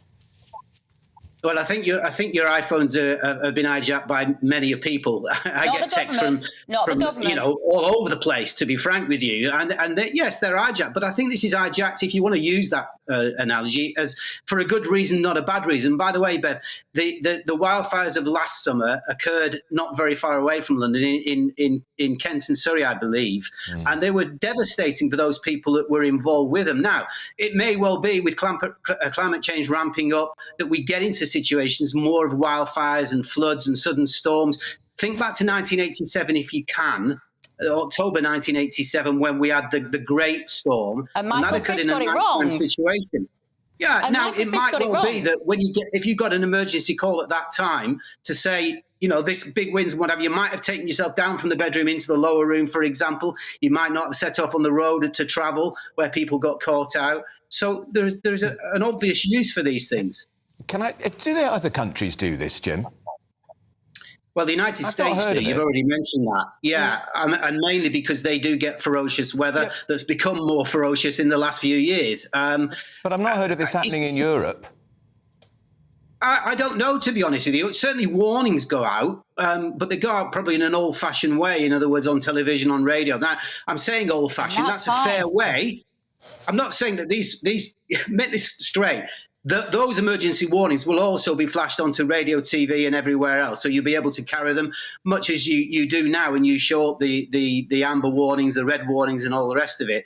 But it really is a case of stepping it up and saying, let's get a bit more personal about it. People are asleep. Maybe they can use it while they're asleep. You shouldn't have your phone on when you're asleep. Anyway, yeah. I mean, this is... Mine's on. I turn it off. Absolutely. I think there is still a choice. But yeah, Jim, there is still a choice. I still have faith that people have what's called common sense. And frankly, if you are living in an area with wildfires, you're going to work it out sooner than your phone beeping. And what this does in terms of changing human behaviour, it stops people thinking for themselves. It stops the next generation thinking that they can solve anything with personal responsibility. It's up to the government. And you're staring at a mass class action as well. Because you know what will happen? If you get your beep or you don't get your beep and your house burns down, people are going to be suing the government saying, well, I waited for my beep and I sat there, my house burnt down and no one beeped me. I think that'll be for the insurers rather than the government. I think they'll find a way out of that one. They usually find a way out of most things. But look, take yourself back a couple of weeks. You talk about common sense. Take yourself out a couple of weeks. The warnings that went out about the snow on the M62, well in advance, on the day itself. And yet, you still got people who ventured up there travelling and got caught and got stuck for 6-7 hours in the... That's what being a free person is. Not having the government say you're not allowed to go out and you can't use your phone until you respond to my warning. Nobody's saying, Bev, nobody's saying, I don't think that even the government would say you're not allowed to. It really is just a case of this is a warning that's arrived. You might want to do something about it to save somebody's life. That's what this is about. I don't think it's a case of interference in privacy or any of that sort of thing. These are red herrings. Well, all right, we've got to let Jim go, haven't we? Thanks, Jim. We've got two fabulous people in the studio with us. Thanks, Jim. Happy spring. Sarah Vine, my colleague from the Daily Mail, and, of course, Bushra Sheikh, anti-racism candidate. Can I ask you both, first of all, what you think of this idea? Because I can see, Sarah Vine, you were shaking your head. It's bonkers. I mean, I hated the track and trace app. Yeah. And it reminds me of that. That's 100%. an awful kind of intrusion into your... I mean, I suppose Jim was arguing there, well, our phones are already being hacked. I mean, TikTok has been a huge story, hasn't it? Yeah. Although Grant Shapps is going to keep it on his phone. He's taking out it. But I think your point is about, which is that, this kind of, we all live in this constant state of anxiety. Yes. Is there going to be another pandemic? Is the planet going to blow up? I mean, I'm just not sure we really need it. Yeah. Absolutely. What do you think, Bushra? You know what? I think it's fine. We've got so much stuff on our phones at the moment. Oh my God! Anyway. No! It is not fine, and everybody needs to. It's not fine. You've got kids, haven't you? Yeah. I was discussing this with my children over the weekend, and they were saying, "Mum, why are you getting so cross about it, like they do about most things?" And they said it might save our lives, and I said that is the problem. The fact that you think that shows that you are already worried that there is an impending disaster from which the government must save you, and therefore they have already got that anxiety is already there. Because they think, well, there must be some reason why you'd need to beat me. I think for 5 minutes that's going to happen, and then we're going to forget about it because chances are that's probably not Yeah, going but it's to be mission used. creep, isn't You know it? what I Mission mean? creep. And what's next? It's the thin end of the wedge. Yeah. It's just going to It's the get thin worse. end of the wedge. What's it next? really is. And where do they go next with this, if we all agree to it? And do you know what, again? Well, they're going to text you when you haven't cleaned your teeth. Yeah. And whose You've idea drank is too it? much alcohol. You've had too many Yes, cigarettes. exactly. Yeah, yeah. Too many calories. Your phone's going to start breathalyzing you or Yeah. monitoring your chocolate intake. Yeah, Which which would be trouble for you, Sarah. It would be That's a not real really problem. the emergency, you know, that they're talking My about. chocolate intake is an emergency. Yeah, but There really isn't an emergency. We all know if a government gets a law, it takes more laws and more power, and this is another sign of it sticking its nose in our And also, affairs. we look at the incompetence of governments. and you Yes. think, I don't really trust them with my data. No, I how know. dare they? I know. And also, don't you think, because you know, what will happen is this: there'll be a whole generation of young YouTubers. They're going to wait for their phone to go, and do you know what they're going to do? They're going to head straight to the emergency. If it's a terrorist attack, if it's a fire, it's a crash, it's anything, they're going to be down there to film it. So it's going to have the complete opposite effect. Let's talk about Rwanda. Let's. Sarah Vine, you know lots of Tory politicians. There seems a sense that this might even actually happen now. Well, I think the whole point of the Rwanda thing is to try and stop people getting in the boats in the first place. Yeah, good idea. I mean, I doubt very much whether many people will end up in Rwanda. I think it's meant to be a deterrent, although Suella Braverman Look very nice, makes though. it look quite nice. Didn't She it look seems to- nice in front of that it cricket looked very pitch? pleasant. I think the problem with the optics of this are not great, because there will be lots of people who are genuine refugees who will think, you know, who you can't really send to Rwanda because it's not really their culture. I mean, do you know what I mean? It's quite difficult. I think it may happen, and the government are determined to try and tackle this small boats problem. do And I think something, they're Sarah. right about that, because you can't, you know, we're coming into that period in the year when lots more start to come across, and people will, unfortunately, get into trouble, and that's what they do need to try and deter them. Something that they created themselves. They created the problem with the boats. If they had not shut down all of those pathways, you know, before Brexit, we wouldn't have this surge of people taking dangerous trips on the boats. And quite frankly, Suella Braverman, it's like, it's not a holiday boot camp. It just feels all wrong. It feels higgledy-piggledy.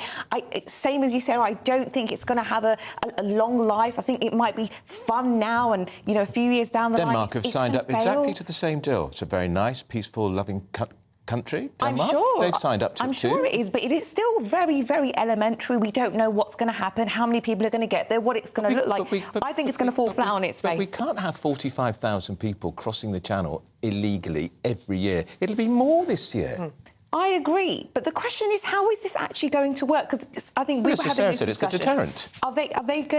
Are they coming here first, and then we're deciding, are we keeping some of them back and then sending some off? How is that process? I mean, I think the fact that they're so determined to do it is going to make it more of a deterrent. Yes. Because if people think that it's actually going to happen, that they will actually end up being deported to Rwanda, then they're not going to come via that route. And I think the main objective is to stop people using that route, because it's such a dangerous route. It's not going to work. It's not going to be a I must tell you, deterrent. we have a colleague, Sarah and I, Guy Adams, who was out in Ireland recently reporting on the huge influx of refugees who are in Ireland now. It's a big, big issue there. And he talked to a lot of them and said, oh, we've come to Ireland because we dread the idea we might go, if we're in England, we might go to Rwanda. So I wonder if the deterrent is already beginning to take effect.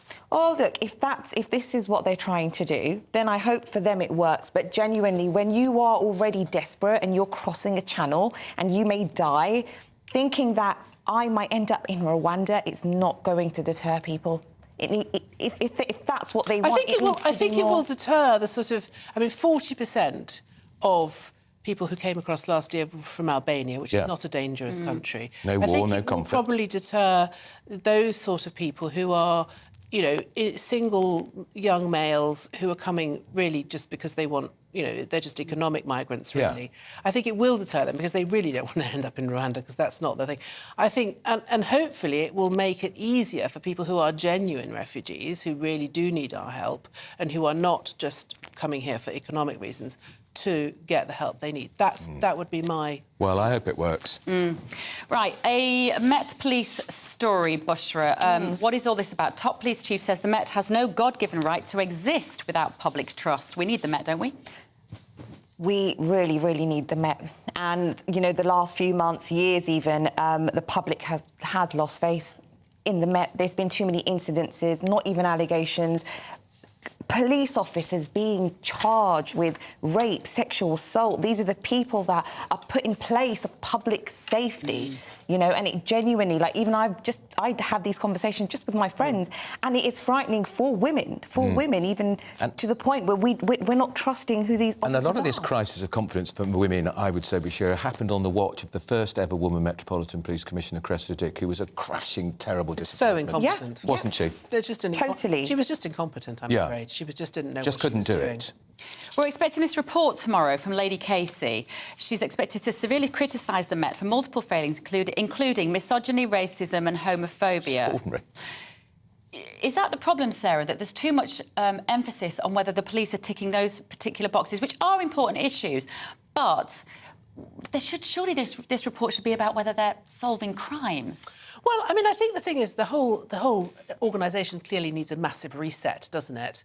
And I think that there's a lot of dead wood. I mean, if you just look at the number of police officers who've been convicted for every really week. appalling stuff, why are they even in the system? Yeah. So then there needs to be an absolute sort of.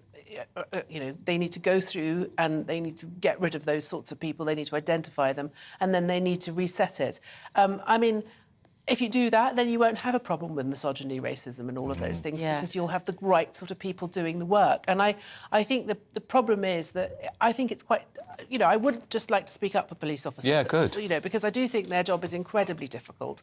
They're dealing with incredibly difficult situations and people, and a lot of them spend their whole lives, you know, having to cope with horrendous domestic violence incidents and stuff where they themselves are in danger. They often have to operate as social workers. Exactly. Sarah. So I think we need to accept. You know, we need to have more respect for the police generally, for their job and for what they do, and value them, and not end up recruiting scumbags because that's all they can get. Do you know what I mean? And I think that's the thing. It needs to be a job that people can really take some pride in and know that they are appreciated and supported. And I don't think that's happened. And we've had successive Home Secretaries undermining the police and treating them appallingly. Theresa May being the worst offender. Theresa May being absolutely the worst offender. And that is on the Tory government's watch, and they need to fix that. Yeah. So, I mean, yes, the Met is in trouble. But, you know, all policemen are not rapists, and a lot of them do really difficult jobs. Yeah. Bushra, let me ask about Trump. Are you a Donald Trump fan? I sort of sit in the middle with him. I sway every so often. Every time I sort of have a news story about Trump, I'm thinking, OK, because there are elements of him I actually really like. Like what? Policies. What, his hair? He does add to the gaiety of nature. His hair? I feel like he's one of those people where he just says it as it is, and we need more people. There's a fearlessness about him that I admire. I love that. I really love that, because that's also relatable. You can relate to him. You're like, he's speaking the truth. He's saying it as it is. He's not covering anything up, and I like that about people. Would you like him to be president of the United States again? Do you know what? Go for it. Do it again. I mean, at the moment, Biden hasn't done much. I'm afraid I think he's Biden an hasn't done absolute much. idiot, and he should be nowhere near power. I'm sorry. I really can't stand Donald Trump. Sorry. No, I was just going to say that. I mean, I used to feel like that, Sarah, and then I've watched Biden in office. Well, I mean, yes. He takes corruption to a new level, in my opinion. If there's a contest to His see which one is more idiotic, then... But, I mean, I'm not suggesting that Biden is any better, but I just don't think that... But a population of country of 330 million, and that's what they put to the electorate. I know. Dopey Joe Biden and Donald Trump. Doesn't make you worry a bit about democracy and doesn't whether or not it? Yeah. actually functions. Yeah, no. And, I mean, and I even read somewhere Hillary Clinton may be trying to make a comeback. God save... And Michelle Obama. And Michelle Obama. Yeah. But I'm sure the Duchess of Sussex will presumably... Oh, she's also in the queue. Yes, absolutely. But I think this, you know, encouraging his supporters to come protest, to come... No, that's not OK. You can't do that. I mean, that is an echo of what happened on Capitol Hill, exactly. which was an attempt to subvert democracy. And also, he's such a drama queen. I mean, isn't he? If you're going to be arrested, just be arrested quietly and go and do whatever it is you need to do. You don't have to tweet it out to the entire world. What do you think his wife says to him? What? Because she's so nice and sensible. Do you think she... But you see, he knows, doesn't he, that it gets people on side. Yeah. When he casts himself as the victim, people want to vote for him. That's the paradox of it all. Right, thank you both. They're coming Sarah. back. They're coming back with us in the next hour. Yeah, that's right. In the next few moments, the Home Secretary has suggested, not in the next few moments, she said it, that's what we're going to be talking about, whether there's a breakthrough with the ECHR which could see these deportation flights taking off this summer. Do you think that'll happen? Stay with us to find out. Hello, I'm Alex Deakin, and this is your latest weather update from the Met Office. A mild Monday for most. A lot of cloud around, and some places fairly damp as well, with rain coming from these weather fronts. Areas of low pressure will dominate our weather throughout this week. But tucked between these two weather fronts is some pretty mild air. So where it does brighten up, parts of northeast England, down to Lincolnshire and Cambridgeshire, perhaps northeast Wales, well, temperatures could really jump up. But these weather fronts are providing rain over northern England, pushing into southern and then central Scotland.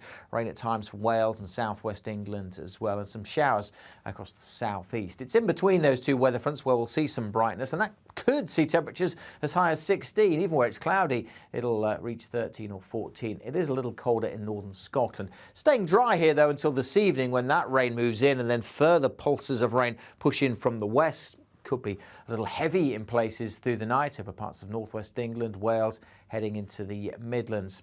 And then temperatures not dropping too far through the night, so double figures across parts of northeast England in particular, and most in high single figures. So not a cold start to Tuesday, not a mild day, probably a bit brighter tomorrow, better chance of seeing some sunshine, but there will still be showers around, initially over southwest Scotland, northern England, and then we'll see a few developing through the day over the Midlands, parts of eastern England, before another band of rain comes into Northern Ireland later on. But better chance of some sunny spells over parts of Wales, southwest England, and some look at the temperatures again. Mild across the board. We could easily get up to 16 Celsius in the sunny spells. And then we look at more rain coming in from the west and the winds picking up as well. And that's going to be a feature of the weather really throughout this week. Spells of rain, often blustery, but some drier conditions as well. Wednesday looks a little drier for most, but then further heavy showers are likely on both Thursday and Friday. But throughout this week, it does look like staying pretty mild. Goodbye. We are GB News, the People's Channel. And right across the United Kingdom. You can find us on Sky Channel 512, Virgin Media Channel 604, Freesat Channel 216, Freeview Channel 236, and YouView Channel 236. You can also take us with you on DAB Plus Radio, with the GB News app, and at the website gbnews.uk. We're absolutely everywhere. Come join us on GB News, the People's Channel, Britain's news channel. Monday to Thursday, 9 p.m. till 11 p.m. Join me, Dan Wootton. I'll bring you the sharpest takes and hottest debates. Do you not believe in prison? I don't believe in prison. I'm completely stunned. I guarantee you there'll be no spin, no bias, no censorship. I actually was personally quite offended by it. And no reason to go to bed. So I guess they've always been quite woke. That's Dan Wootton tonight on TV, radio and online. Monday to Thursday from 9 p.m. till 11 p.m. on GB News. The People's Channel, Britain's news channel. Hello, I'm Michelle Dewberry, and you can join me every weekday 6 till 7 on Jubes and Kerr. You're an inspiration to us all. Clip that bit off. Well, you are. That's my ringtone. My political ambitions those days are gone, I can tell you. She's only teasing. Go on. He's probably going to want to lay down now. I'll give him 2 minutes to have one. Let's respectfully disagree. That's what we like on Jubes and Kerr. Come and join us. GB News, the People's Channel. Michelle Dewberry, weekday evenings at 6 o'clock. I'm Simon Evans. Join me on GB News for Headliners at 11 p.m. What's the scoop? I'll be joined by 2 of the country's top comedians. That's right. As we take a look at tomorrow's newspapers tonight. We're going to get into trouble. If it's a big story, we'll be covering it. Spill some tea on him. There we go. But we'll also have some fun. I wouldn't stick up a bank. My father didn't love me. So anyway. Headliners every night from 11 on GB News, the People's Channel, Britain's news channel. It's all about family, being in people's living rooms, all the interaction and getting to know who our viewers and listeners are. When I was young, my dad used to say, "Nah, stop arguing." I wanted an outlet that would enable me to give my opinion. People are going through a really hard time right now, and I know that you don't feel like you're being listened to by the establishment. I came to GB News because it's the People's Channel, and I want the audience to have their say on the events of the day. We're dynamic. We do something different. Democracy shows that the wisdom of the nation is in its people. I get to travel to find out what the story is from a personal perspective. The British people aren't fools. We know when we're not being told the full story. We've got to work out how Britain moves forward from this. It's the best country in the world. The establishment had their chance. Now we're here to represent your views. Britain's watching. Britain's watching. Britain's watching. We're proud to be GB News, the People's Channel, Britain's news channel.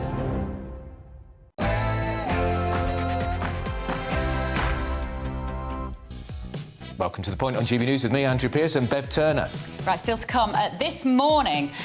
Speaking exclusively to GB News, Home Secretary Suella Braverman says that she's close to a breakthrough with the ECHR that could see deportation flights taking off for Rwanda as early as this summer. Do you believe that? That's our Twitter poll. We'll bring you all that in just a moment. Well, we flipping hope so. Now, Reform UK, that's the successor party to the Brexit party. They're holding a press conference this morning. We're expecting some pretty big announcements from them, and we'll bring them to you as and when they happen. Yeah, you don't want to miss that. Also, Boris Johnson will argue today that the inquiry into whether he misled Parliament over lockdown parties is biased and unlawful. He submitted evidence in his defence ahead of a grilling by MPs on Wednesday. Are you bothered about Partygate anymore? I think not. I wonder.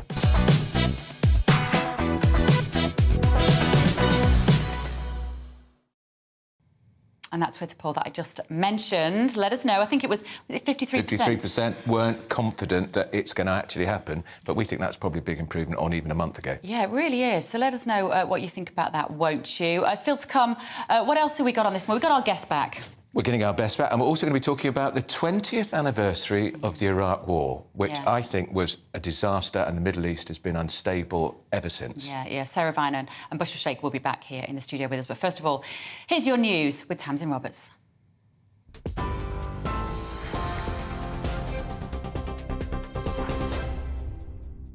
Bev, thank you, and good morning from the GB newsroom. It's 2 minutes past 11. China's President Xi Jinping has arrived in Moscow for talks with Vladimir Putin. The trip comes just days after the International Criminal Court issued an arrest warrant for the Russian president on charges of war crimes. It's President Xi's first visit to Russia since the start of the invasion of Ukraine. He acknowledged that solutions are not easy, but called for pragmatism. President Putin has welcomed what he calls China's willingness to play a constructive role in resolving the crisis, but warned he will reject any ultimatums. US security expert Andrea Kendall-Taylor described the visit as a signal of solidarity between Beijing and Moscow. Him going to Moscow at this time provides a really important signal of his continued support for Putin. And of course, that is designed to show the United States in particular that these two countries are aligned, that they have this deep partnership, and that they stand in opposition to the United States, that they are united in pushing back against US and Western influence that they see as limiting their power on the international stage. Justice ministers, meanwhile, from around the world will meet in London today to discuss increasing support for the International Criminal Court. The UK's Deputy Prime Minister Dominic Raab says the 40 nations are united behind one cause: to hold war criminals to account for what he described as the atrocities in Ukraine. President Putin is accused of being responsible for the kidnapping and deportation of thousands of Ukrainian children. The Kremlin called the allegations outrageous and unacceptable. The Home Secretary has spoken exclusively to GB News about the government's migration policy, insisting it's the right way to solve the small boats crisis. It comes after Suella Braverman said migrants could be sent to Rwanda by the summer. The agreement between the two countries has been expanded to include all illegal migrants, not just asylum seekers. Ms Braverman yesterday said she'd held constructive talks with the European Court of Human Rights over possible reforms to the injunction that halted migrant flights to the country. Our approach in the United Kingdom to stopping the boats is both firm and robust. Our illegal migration bill will make clear that if you arrive in the UK illegally, you will be detained and you'll be swiftly removed. And at the same time, it's humane and compassionate. And people who are relocated to Rwanda will receive a safe and secure reception. And I think those two elements, robustness with our legal processes in the UK, combined with compassion, is the way to solve this problem. London stock markets and the UK's oil and gas prices have tumbled today despite the state-backed rescue of troubled bank Credit Suisse. UBS agreed to buy its Swiss rival in a deal worth more than £2.5 billion. The FTSE 100 fell by 1% to its lowest in more than 4 months, and shares in Credit Suisse dived by more than 60%. The Bank of England remains confident that UK banks are safe and sound. Boris Johnson's defence against claims he lied to Parliament over the Partygate scandal could be published today. The former Prime Minister will give evidence to the Privileges Committee on Wednesday. The committee will publish its findings on whether Mr Johnson committed a contempt of Parliament and make a recommendation on any punishment. The House of Commons will make the final decision. A spokesperson says Boris Johnson's position will be vindicated. The average price of a home in the UK has jumped almost £3,000 in March. Property website Rightmove says this was driven by an increase in asking prices, which have spiked by almost £8,000 on average. Rightmove's chief executive described the current market as unsustainable. This is GB News. More from me shortly. Now, though, back to Bev and Andrew.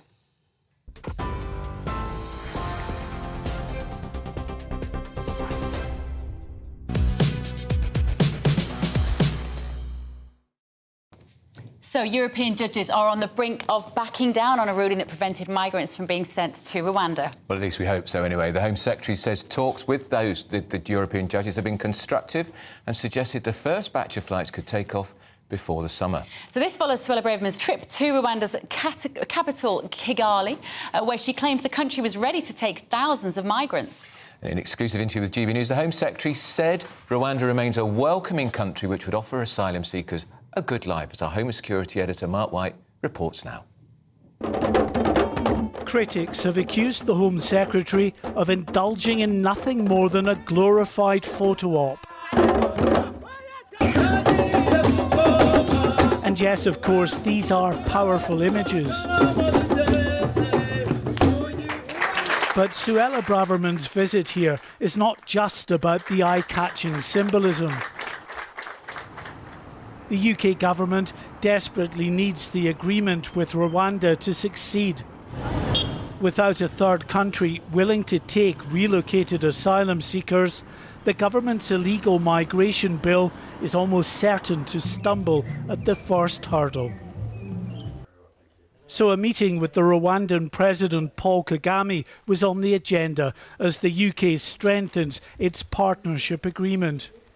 The Home Secretary certainly packed a lot into her two-day schedule, visiting new housing developments and other support services being geared up to accommodate thousands of asylum seekers who may end up here in the months ahead. The plans still have their critics, of course. TV presenter Gary Lineker, opposition politicians and others.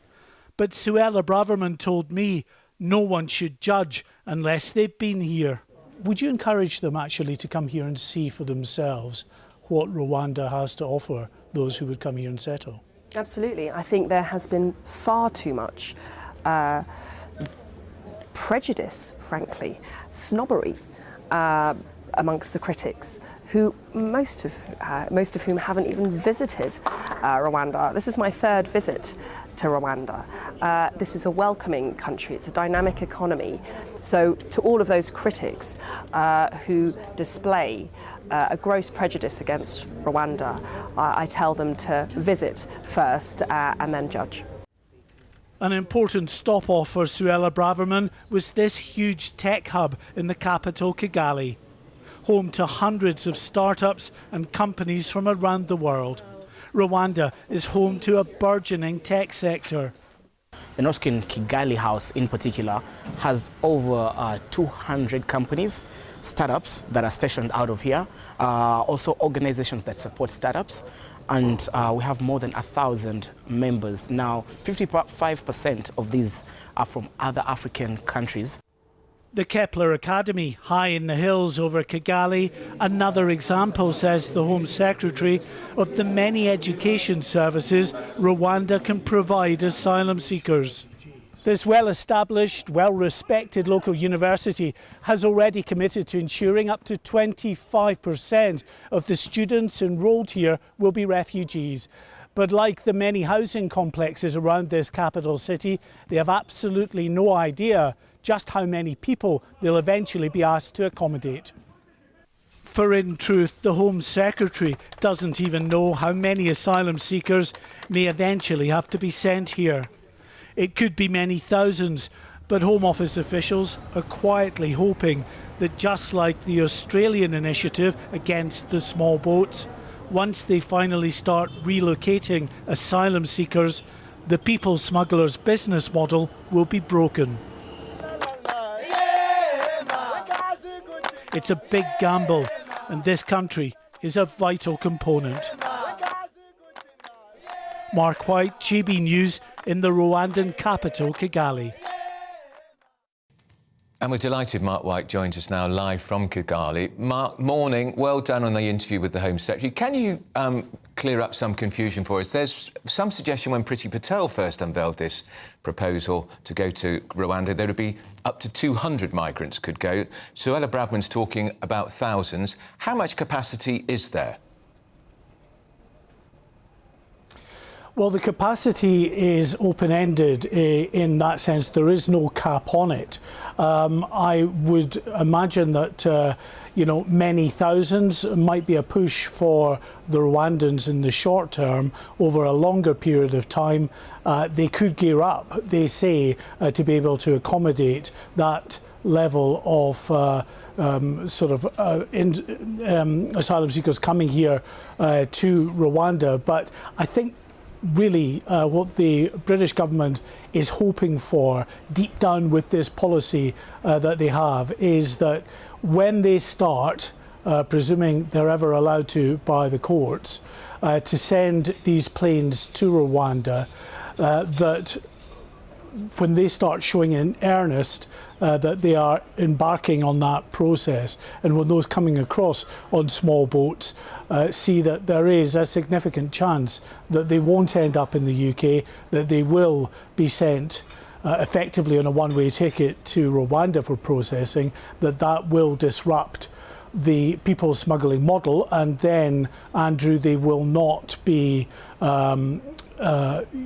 sending any more people to Rwanda because they won't need to. They will have broken that model by the people smugglers. It seems a touch optimistic, but that is the sort of underlying strategy at play here. Fine line to get right, isn't it? So one of our viewers, Fred, has got in touch and he said, well done so far, Suella Braverman. For what we see, Rwanda has certainly got it better than us. The cleanliness is admirable. They seem to be far more structured in their outlook. But of course, this is meant to be a deterrent for people wanting to cross the channel. How do they get that balance right? Yeah, well, I did ask that very same question to Suella Braverman yesterday. Isn't there a fundamental contradiction here? You say that the policy of sending people to Rwanda will act as a deterrent, yet you then, of course, come on a trip like this and extol the virtues of life for an asylum seeker here in Rwanda. Now, what she said effectively to answer that point was that it is a deterrent because it's a deterrent to those who were determined to start a life in the UK for whatever reason, family connections, the standard of living they hope to achieve, whatever the draw was that drew them to the UK. If they were coming by irregular routes, that avenue is not open to them anymore. However, on the other hand, she's saying that doesn't mean that they are abrogating their human rights responsibilities to be able to, and send people, asylum seekers, to a country where those human rights would not be supported and recognised. They say, the British government, that they are convinced that the Rwandans will respect the human rights of those who arrive here. They will give them opportunities here. But yes, you're right. I mean, there is, it seems, a bit of a contradiction at play here. Well, Bev and I were saying, Mark, how nice it looks. We were thinking, blimey, might be a nice place to go on holiday. Well, I mean, I have to say, I've been very pleasantly surprised. The people here are very nice indeed. The streets are clean. They are very clean. The traffic's not too bad. The shops springing up all over the place. Lots of businesses. We were in a huge tech hub yesterday where 200 companies and startups are in there, and it's expanding all of the time. It's becoming a real sort of a tech innovator and a powerhouse within the continent of Africa. The economy is burgeoning as well, and it is on an upward trajectory despite the obvious concerns that people have about, the human rights issues. There is a growing standard of level and opportunities at an economic level. The freedoms maybe still have some way to go to be fully recognised there. There's issues, for instance, on the border with the Democratic Republic of Congo. The DRC have accused the Rwandans of supporting rebels who've taken parts of the eastern region. So there's definitely issues at play here, but I don't think anyone, certainly from the UK government, is actually saying, Rwanda is completely comparable to the UK. It's not. It's all about, can people who are sent here still enjoy a decent life and have their fundamental freedoms respected. Sure. Mark, before you go, I want to read you one message that's come in from a viewer. It's spelt Sula. It's not Suella. It is spelt differently. But she says, I'm watching Mark White in Rwanda, and I'm very proud to see Suella Braverman choosing this channel to go with her and to give you an exclusive interview, a testament to what an excellent people's channel you are. Mark White is brilliant. And so say all of us, Mark. OK, well, I'm blushing now, but as I say, we're here. I know that other broadcasters, were not invited here. That has been a point of contention. All we can say is that, we are here and we're trying to report honestly on what we see. Yeah, well done, Mark. That's Mark White, our Home and Security Editor, who, as the viewers say, is brilliant. Now, let's get some more analysis on this from the Deputy Editor of Conservative Home, Henry Hill. Henry, morning. Morning. It seems, does it strike you, there definitely feels in the air a lot more confidence that this is actually going to happen and that perhaps Rishi, certainly we know the Home Secretary is, but Rishi's up for the fight with those European judges if necessary?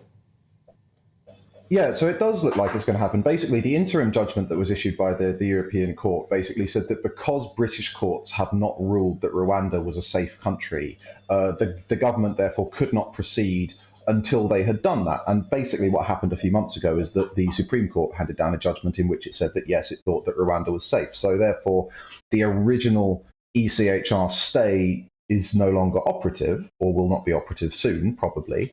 And then the question is whether or not the European judges come up with another reason to block it. And most of the informed opinion that I've got so far is that they probably won't. So that's the basis for the Home Secretary's confidence.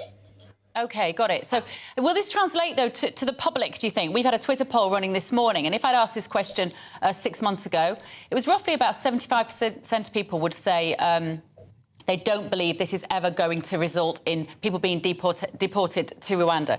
This morning, so far, it was about 53% of people think this is going to work. So do you think this will get through to the public, or are we just so kind of worn down now by disappointments in this area that it's a much steeper hill to climb? I think the government does potentially have a problem with what the public think this policy is for, because in your own report, you were hearing about thousands of people being sent to Rwanda. Now, the best case I've actually heard for this policy wasn't from a politician, it was from a Home Office civil servant. And they said it's not really about sending lots of people to Rwanda. The point is that because an awful lot of the people crossing the channel don't want to end up in Rwanda, the hope is that they therefore won't destroy their paperwork.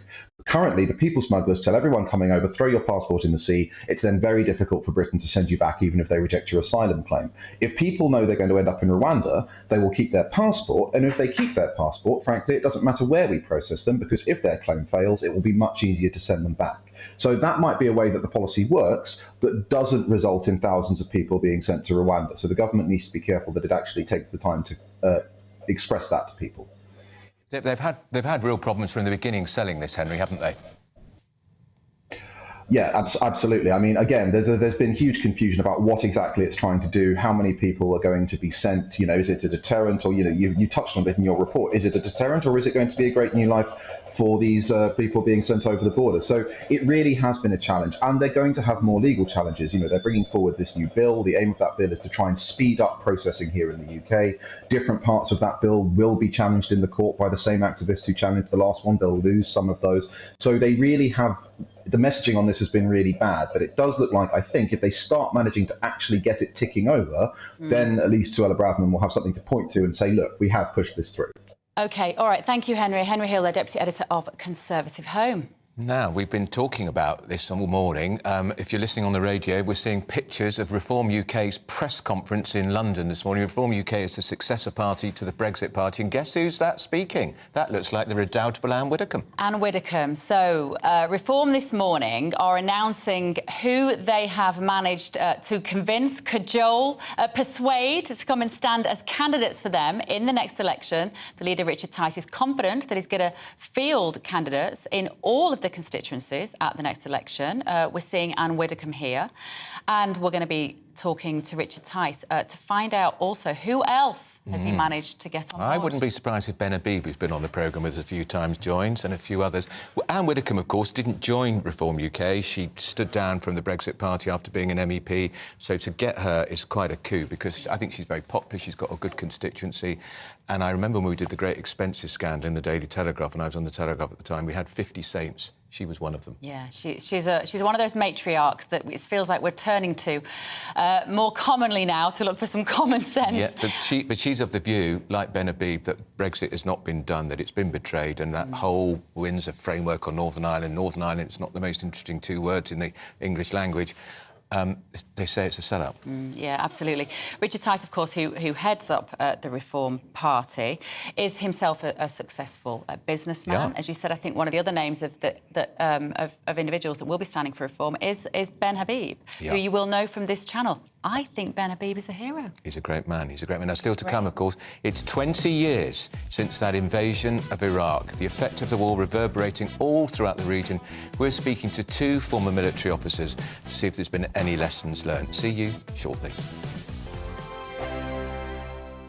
I joined GB News because I was sick and tired of not hearing my views being represented, not just mine, but so many people that I knew and spoke to. I just couldn't get my voice out there. I couldn't say anything. I couldn't do anything. Whatever the narrative was, I kind of had to follow it. GB News is there to provide a voice for those who have been ignored by the establishment media. We think different things, we've got a different style. GB News is here to be optimistic and positive about the future. It's real kind of dynamic and flowing, with the audience very much at the heart of it, like a big family.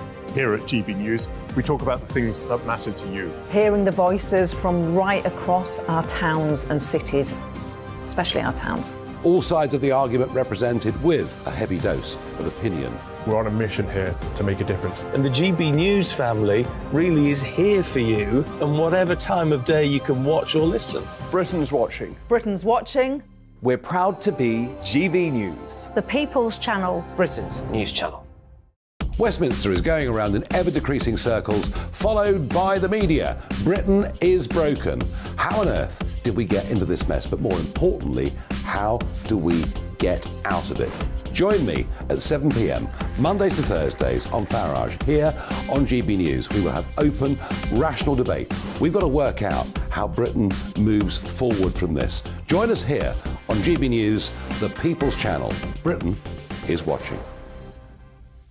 You've probably seen politicians interviewed 1,000 times, but we do it differently. We find out who they really are, we don't shout, we chat, and hopefully we bring a bit of light, not just heat. Did you know Kate Moss? Apparently. Do you have a pair of jeans or a pair of jeans? No, of course I don't. What would I do with them? My friends are like, oh my God, what's she doing now? Join me every Sunday at 6 for Gloria Meets, only on GB News, the People's Channel, Britain's news channel. I'm Jacob Rees-Mogg, the Member of Parliament for North East Somerset and a former government minister. For years, I've walked the corridors of power in both Westminster and the City of London. I campaigned in the largest democratic vote in our island story. I know this country has so much to be proud of. We need to have the arguments, the discussions on how we make it better. The wisdom of the nation is in its people. Vox Populi, Vox Dei. That's why I'm joining the People's Channel. Join me Monday to Thursday at 8 p.m. on GB News, Britain's news channel. I'm Mark White. As GB News Home and Security Editor, I cover those key issues that are so important to you. Our authorities, our communities doing all they can to combat violent crime. With the public services under unbearable strain, why are we still failing to control our borders? Defence, the first priority of any government, has been continually hollowed out. Can we trust our politicians to protect the armed forces? Join me, Mark White, on GB News.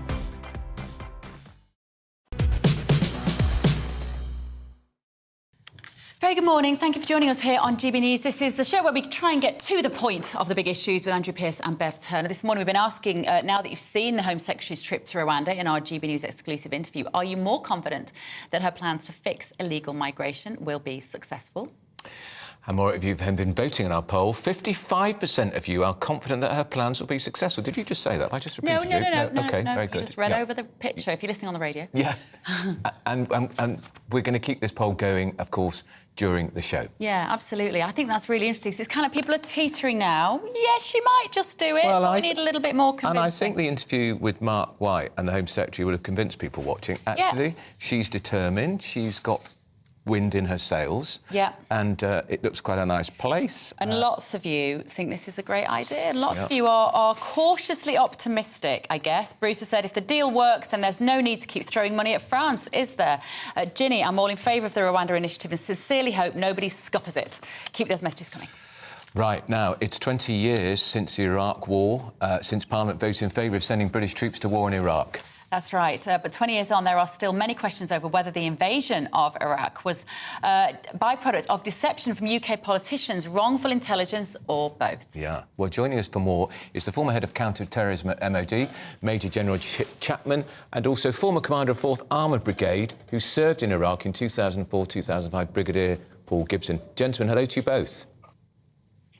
Good morning. Should we go to Brigadier Gibson first? Brigadier, you were there. You saw the aftermath of the Iraq War, and one of the great criticisms of Blair and Bush was that they made no contingencies for what came next.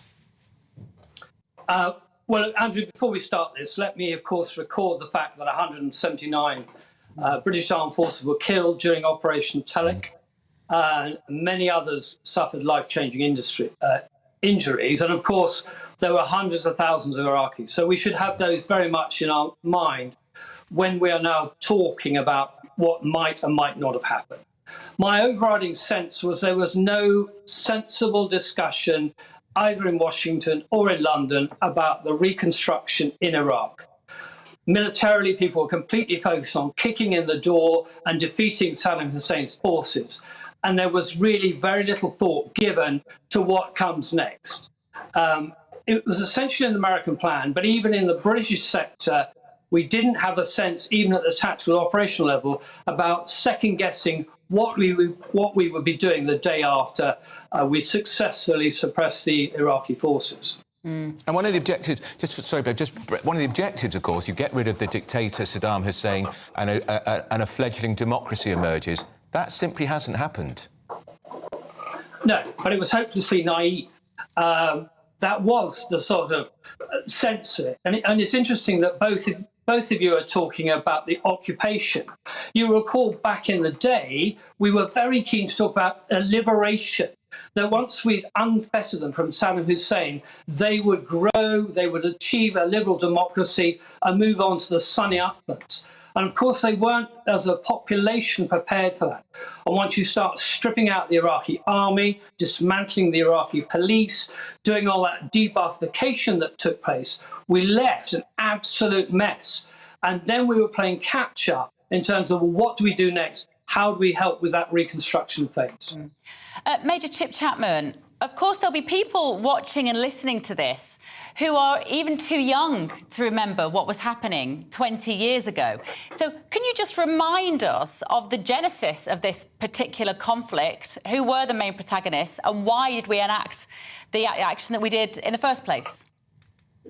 Well, the first thing to say is, of course, that there was Gulf War I in 1990, 91, and Saddam Hussein was the leader of Iraq in those days. He was still the leader of Iraq in 2003. And the genesis of the war was the basis that UNSCR, United Nations Security Council Resolution 1441, said that he had weapons of mass destruction. And so the war was posited on the fact that we were going in to intervene to get rid of Saddam's weapons of mass destruction. Now, of course, the intelligence of that was flawed. We were situating the appreciation on the basis that he had that, and he didn't. And that coloured the view of the intelligence community. He used all the biases which you shouldn't in intelligence in terms of confirmation bias, framing bias, groupthink, to make the case, because Blair was really the sort of poodle of Bush in going in and unleashed these forces when we went in, which after the war fighting bit had been successful, led to the war after the war and the insurgency, which still endures today with the terrorist groups which we're still fighting. Because Operation Shader, which most of it goes from Cyprus these days in terms of RAF bombing missions, is still going after the things which were the outcome of that war. That is, ISIS was an outcome of the invasion in 2003. Go on, Andy. No, I was going to say, in your view, Major General, on the basis of if the weapons of mass destruction had existed, was it a legitimate conflict? It's the wrong question. So the first thing that a lot of people say is, was the war illegal? It wasn't illegal. It was immoral. The second thing, of course, is that there was a parliamentary vote for this because of the politics of Blair's party at the time, which gave him the political top cover. And if it was an illegal war and Blair was a war criminal, then he would have been indicted by the ICC, the International Criminal Court, of which we've heard about the last few days. So it wasn't an illegal war, it was an immoral war, and the justification for it was immoral. But it's also worth reminding ourselves that 2 years after the start of this immoral war, Blair was re-elected. So people didn't really take enough cognizance of what was going on and re-elected him 2 years later, but with a reduced majority. It's extraordinary, isn't it, when you think of it like that? And the fact that he said to President Bush, didn't he, at the time, I will be with you whatever.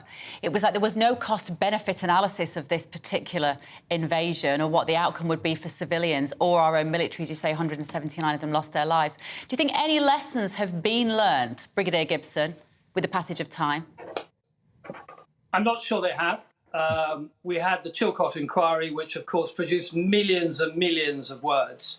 But the fundamental issue, I think, here was the political-military interface.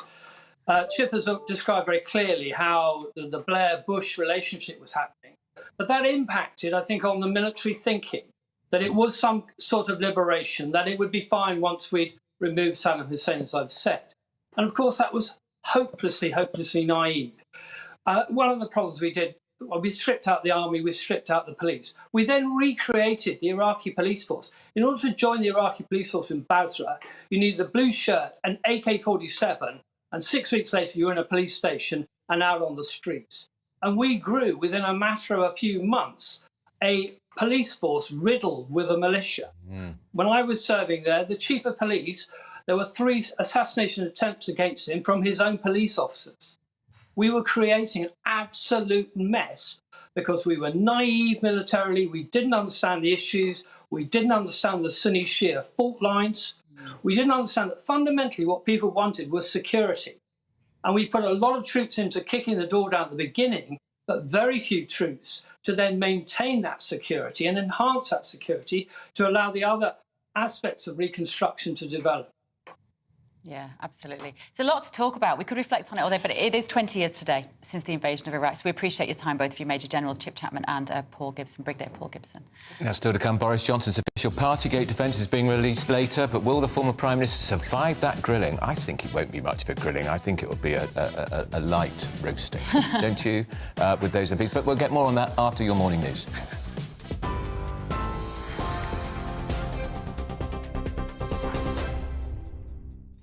Good morning, I'm Tamsin Roberts. Here are your headlines at 11:34. China's President Xi Jinping has arrived in Moscow for talks with Vladimir Putin.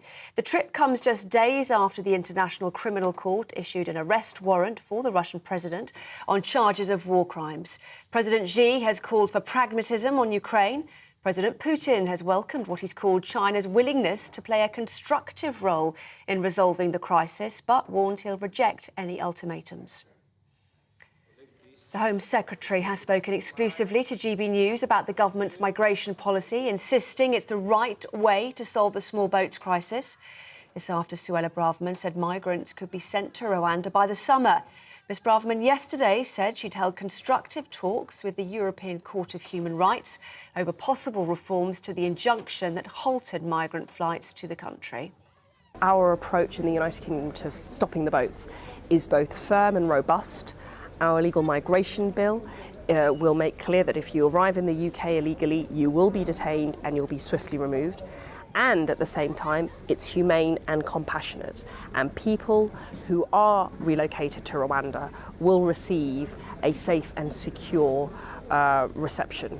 And I think those two elements, robustness with our legal processes in the UK, combined with compassion, is the way to solve this problem. London stock markets and the UK's oil and gas prices tumbled this morning despite the state-backed rescue of the troubled bank Credit Suisse. UBS agreed to buy its Swiss rival in a deal worth more than £2.5 billion. The FTSE 100 fell by 1% to its lowest in more than 4 months, but has now stabilised. Shares in Credit Suisse also dived by more than 60%. TV, online, DAB plus radio and on TuneIn. This is GB News. Now it's back to Andrew and Bev.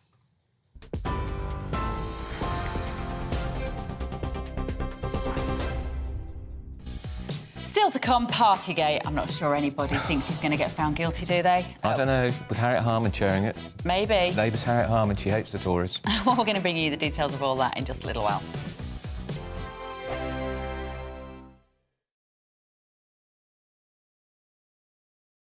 Monday to Thursday nights on GB News. At 6, it's Dubes & Co. 7 o'clock, Farage. At 8, join Jacob Rees-Mogg. And at 9, Dan Wootton Tonight, followed by Headliners. On TV, radio and online. This is GB News.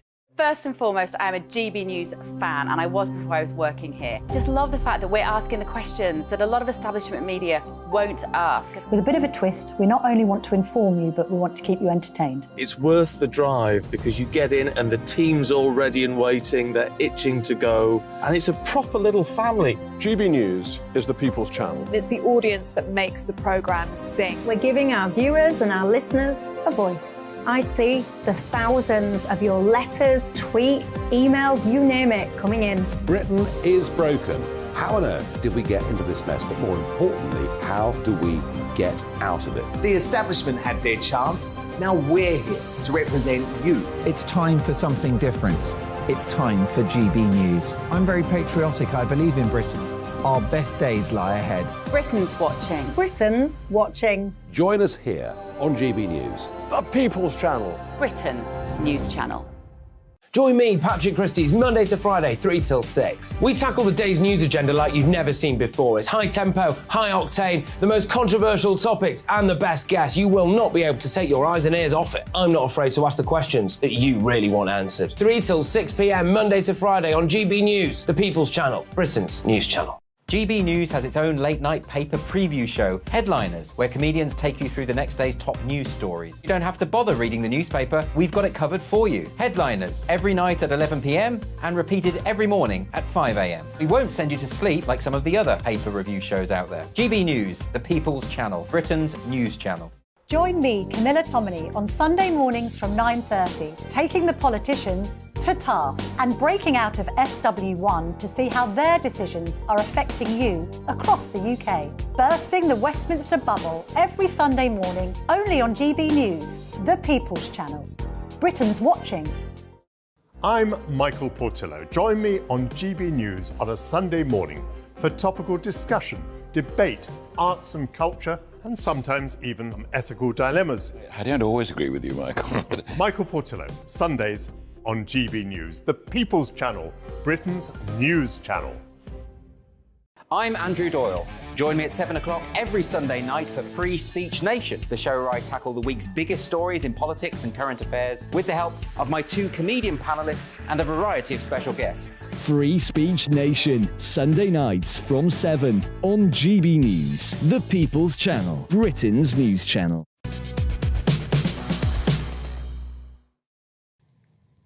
Well, it's 11:40. You're to the point. Well, you're to the point on GB News and in the Doesn't studio. really work, does it? No. You're watching to the point. Welcome to. You know what we mean. We're here. Anyway, they're back. Our paper reviewers, Sarah Vine, my colleague from the Daily Mail, Bashir Sheikh, anti-racism coming out. I'm still in shock that you like Donald Trump. Why, I just had this assumption that you'd hate him. There was a point where I did not like No, him. I agree. That's It's true. very hard to make assumptions. Yeah. Honestly, I just prefer him over Biden. Yeah. I like Dopey confident Joe. people. Dopey Joe.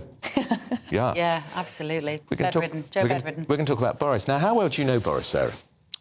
Oh, fair Pretty to, well. Fair to middling, yes. Yeah. Fair to middling. I mean, I haven't seen him a lot in recent years. No. I knew him a bit in the olden days. Yeah. Yes. When you were married to Michael Coates. Yes, exactly. Now, do you like him, Boris? He's no better than he ought to be, as my grandmother would say. Yes, I do like him. He's fun, he's very clever, very intellectually curious, but he's very naughty. That's the thing about Boris. And would he be able to cope with 4 hours? Totally. He'll That's love what- it. I think that he'll too. He'll be like, the spotlight's on me. Hello, is it all about me again? And Oh, no, sorry. He's completely upstaging Rishi again. It's going to dominate the news all week. Exactly. He's going to dominate the news all week. Yeah, and It'll he's- be all about him. I mean, there might be, quite interestingly this week, because there could be a sort of standoff with Donald Trump. Yeah. I mean, the two great egos of our political generation. The Donald two blonde Trump, bombshells. The two blonde bombshells. Well, I mean, one of them. One of them really blonde, yeah. But, I mean, the two great political polarising egos of our Yes. generation are both going to be centre stage in the news this week. Yeah. Donald's going to get himself arrested, which he's already been, previewing with his people. Hopefully, that'll be quite exciting. And then, of course, Boris showboating in front of Harriet Harman. I do think Harriet versus Boris will be quite entertaining. Yeah, because she's a clever lawyer, of course, Yes. but she's made clear as a Labour MP that she thinks Boris has misled the Commons. She said that already. How can she be an objective chairman? I mean, that is definitely a question. But if we focus on Boris Johnson, he did do something. This was lockdown. This was a huge issue. People are still not happy. They're still talking about it. And the fact that he's saying it's unlawful and biased is just nonsense to me. But do you think, Bushra, my issue when I say I don't care, it's not, of course, that I don't care. I still think we are living in the hangover of lockdown. It is everything. It is why our inflation, our budget, our mental health crisis, our education, the NHS. That is all because of those policies. But where I find my blood runs cold with this story is that I don't think he should ever have had to obey the rules in the first place because the rules were ridiculous. Yeah, but they were his rules, weren't they? That's the issue, isn't it? And that's what he's in Exactly. trouble for. But isn't this a mass distraction against the fact that we should be talking about the impacts of lockdowns on people rather than what he did? Totally, but Partygate is part of that, though. Partygate is part of that because, like you said, he made rules and he told other people, the public, to stick to those rules, and he didn't do it himself. So this is about unpacking all of that, really, isn't it? It's about we shouldn't have those. We shouldn't have had those rules to begin with. You see, and if he felt like we shouldn't, why did he tell everyone? But this is about follow whether them. he misled Parliament. And did he This do is it not- and did he do it knowingly? Exactly. This is about whether he willfully Yes. misled Parliament Yeah. about whether or not he knew that he was breaking the rules. Yeah. So it's quite a sort of technical Yeah. point. And he's going to have civil servants WhatsApp saying you were doing the I think right... he's got a lot of WhatsApps. Yeah. WhatsApp seems to be becoming a big thing. They are the gift that keeps on giving, aren't exactly. they? Yeah. In a way, they haven't got the attention, in a sense, that probably the Telegraph would have liked them to have got, Isabel. He's also got a very clever lawyer with him, sitting next to him by his side. David Pannick is one of the cleverest men in lawyers in Britain, and he's going to be advising Boris Johnson. And I heard my old sparring partner, Kevin Maguire, from the Daily Mail saying, it's outrageous, the taxpayer's paying his bill. Why wouldn't the taxpayer pay Boris's legal bill? This is a connection, an inquiry called by Parliament into his role as Prime Minister. No, I don't think there's any question that that's... I mean... Didn't Blair have taxpayer-funded lawyers during the Iraq those inquiry? are the rules. If you don't like the rules, then maybe you should talk about changing the rules, but Yeah. he's not doing anything wrong. Do you think Partygate is an issue anymore? I think, to be honest, I mean, I'm sort of slightly with... I think you're right. I was very against the lockdowns. I thought the rules were silly. I thought a lot of them were draconian, and I thought the way that they were imposed was very draconian and insensitive. And, let's not forget that little 13-year-old who was buried without his parent, awful stuff. And the man told he happened. couldn't come and there his mother in the exactly, crematorium. There were just awful things that went on, and people were really heavy-handed. So I think, broadly speaking, if you're a rule maker, you can't be a rule breaker. And I think that's at the heart of all this, is that if you're going to make these sorts of rules, you've got to be really, really super careful that you don't. I thought perhaps it wasn't an issue anymore, but I was at, believe it or not, a Gilbert and Sullivan production at Wilton Music Hall. If you've never been, it's a fantastic venue in East London, and it was a Gilbert and Sullivan Ruddy Gore, written 130 years ago. There was a joke in there about Partygate, which it brought the house down. Everybody was laughing because Partygate has become part of our national... Yeah, it's almost become part of the the dictionary now. Everyone knows what Partygate means. Yeah. But the rules themselves were the problem, and they were too draconian. I mean, I had a friend whose mother died, and he wasn't even allowed to go and see her body. It's just terrible. Which is not fun. It was just horrible. So basically, we're saying that the government should be held accountable. This is a bigger story, isn't it? This is about the government being held accountable for the rules that we shouldn't have had to begin with. Yeah. No. Well, let's see if. But I mean, there's also lots of interesting. There's a lot of interesting discussion to be had about why those rules were put in place and why they felt they needed to. It's very complex. Yeah. OK, let's look at Prince Harry. Oh, do we have to? Oh, He's Prince Harry, I can't stand with a charity, Bushra, who believe that boyhood should be fluid as it aims to destroy the phrase "boys will be boys." What's this story about? Again, we're veering to the woke community. Give me strength. What's boys happened will to be this boys. man? Yes, it's boys will be boys. This is the way. This is again about gender norms, and we're trying to kind of merge all of this together. These conversations are too much, and there's some things we need to keep them as they are. Why are we trying to change everything? But what's got into Prince Harry? Oh, is it his marriage? I mean, he used to really like Prince Harry. He was really popular. He has been Americanised. He's totally Americanised. I mean, the problem with this sort of thing is that it tends to have the opposite effect, because there is a problem with quite toxic masculinity. You think of Andrew Tate and people like that, floating around the world, being actually awful. And I think the more people try to sort of eradicate natural gender-based behaviour, the more people kind of go to the extreme. Do you know what I mean? Like me, who just thinks it's ridiculous. Yeah. I mean, you're all mums. I mean, what do you think of this? My children are... I mean, children are quite sort of... They try on a few different sort of hats when they're sort of 6, 7, 8, 9, and then they generally settle around their teenage years. I mean, you don't need to impose anything on them. Your job as a parent is to just keep them alive until they... Feed them. That's right. And not tell them what they should think. I don't know about you both, but before I had my eldest son, who's now 19, I had this conversation with my mum where I would say, you are not born in your gender, you become that gender. Very Jermaine Greer. One is not born a woman but becomes it. The idea that we condition them, right? And then I had a son, and everything was a gun, right? Oh, yeah. A stick was a gun. And I was saying, I'm not going to masculinise him. I'm going to allow him My son was cars. to use the Hoover. I mean, literally from the age of about 3 months, cars. Well, one day, Sarah, he bit a Jacob's cream cracker into the shape of a gun and tried to shoot you with it, and I thought, I give up. Like, there is a primal biological driver, and I fear, Bushra, that we are neglecting to consider that we are biologically different, and that's OK. And when you think about Harry too, nobody more... Well, the thing is, I think the issue about this is Harry, who is desperately looking for stuff, isn't he? Right. I mean, he's lost his way completely. Yes, he I don't has. think he has any sense of purpose anymore. Or, he's talking about identity. He doesn't have any identity anymore. He's rejected his identity that he was born with completely. Born a prince. And he's totally sort of, he's sold his family down the river.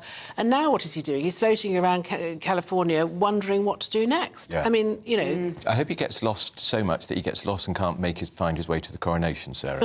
Well, I think he's that's going to be a lost. big story. I think he's lost in general. I really do fear that he does have some level of sort of mental trauma that he is going through, and you can see that with what he's saying, how he says it. Maybe he is being over-psychoanalysed up there. But he did a psychoanalysis in public with that peculiar... Was he a Canadian guy? Yep. I mean, talk about invading your own privacy. He had a therapy session and you paid £15 to watch it. But I think there is such a thing as too much navel-gazing, and sometimes you just have to accept your trauma, put it in a box and just get on with it. Yeah. Sarah, let's come to a piece that you did for the Mail, which is enjoy being a mum today before the very concept goes the way of the dodo. Yes, that was my cheery Mother's Day piece for yesterday. It was a good piece. It was. Well, I just think that, you know, we have a leader of the opposition who can't tell us what a woman is. Right. You know, already the sort of identity. I have to say that in this whole gender thing, I have no problem with anybody identifying however they want, but I don't see why that has to change the way I identify. We're going to have to go. We're going to interrupt you there because Anne Widdecombe's speaking at this Reform UK press conference. Of course, she was a former minister, and we think she's joined Reform UK. That's right. Good morning, Anne. Lovely to see you. Thank you for joining us this morning. To make your announcement, you've joined the Reform Party. Tell us why.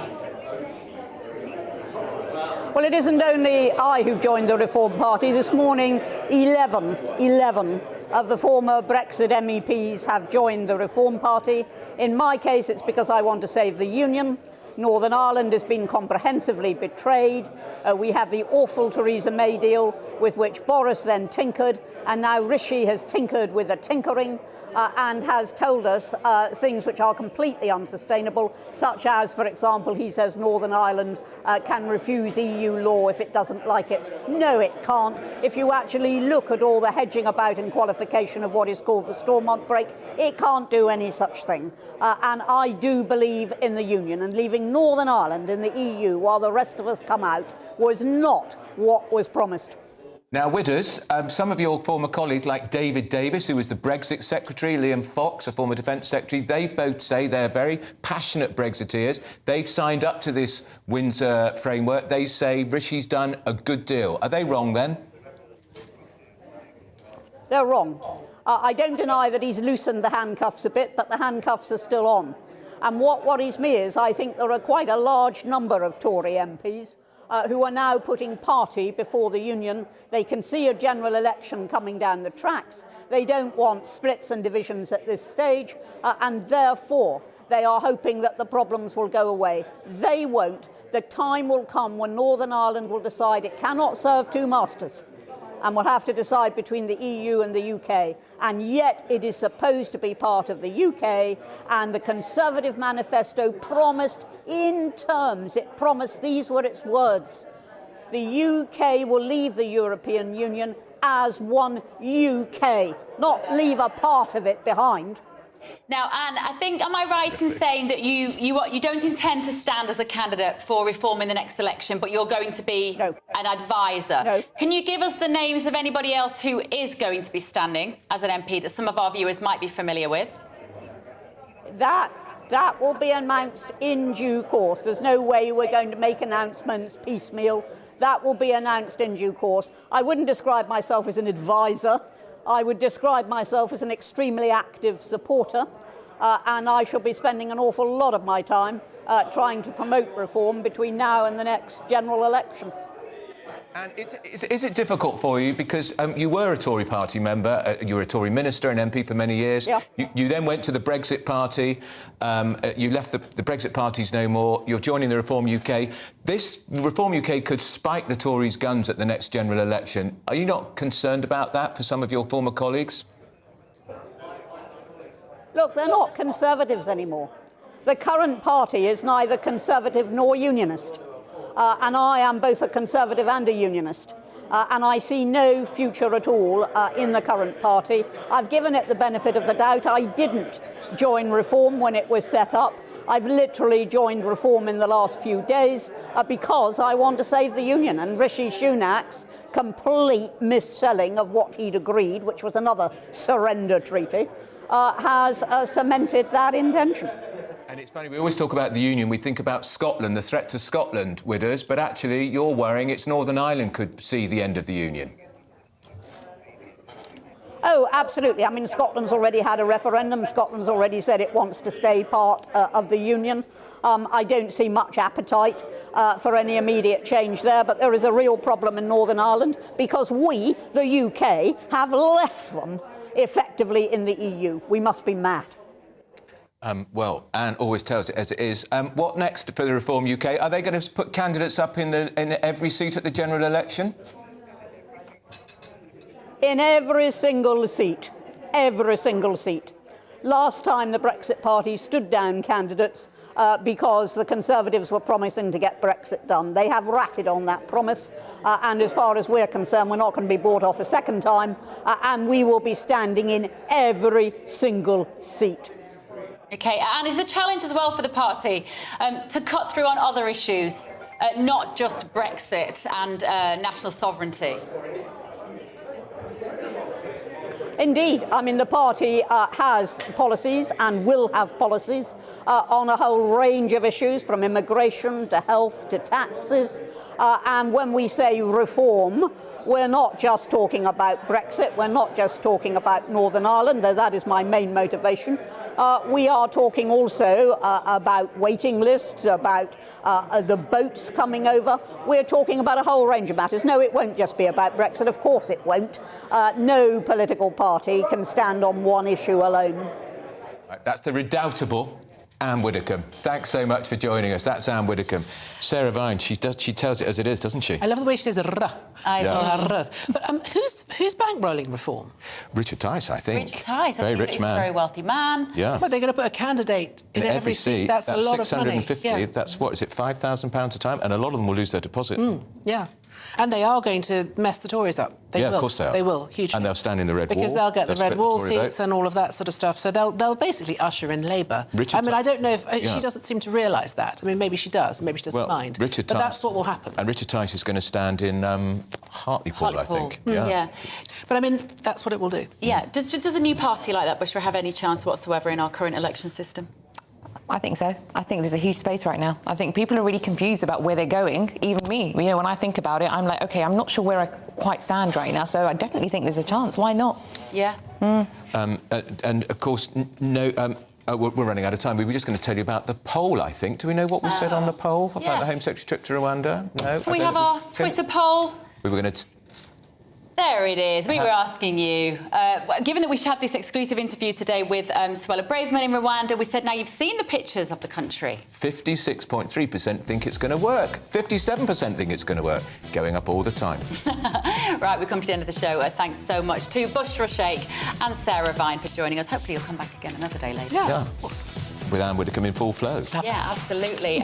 Right, Mark Longhurst is coming up next. We will see you tomorrow morning at 9:30. Have a great day. Thank you.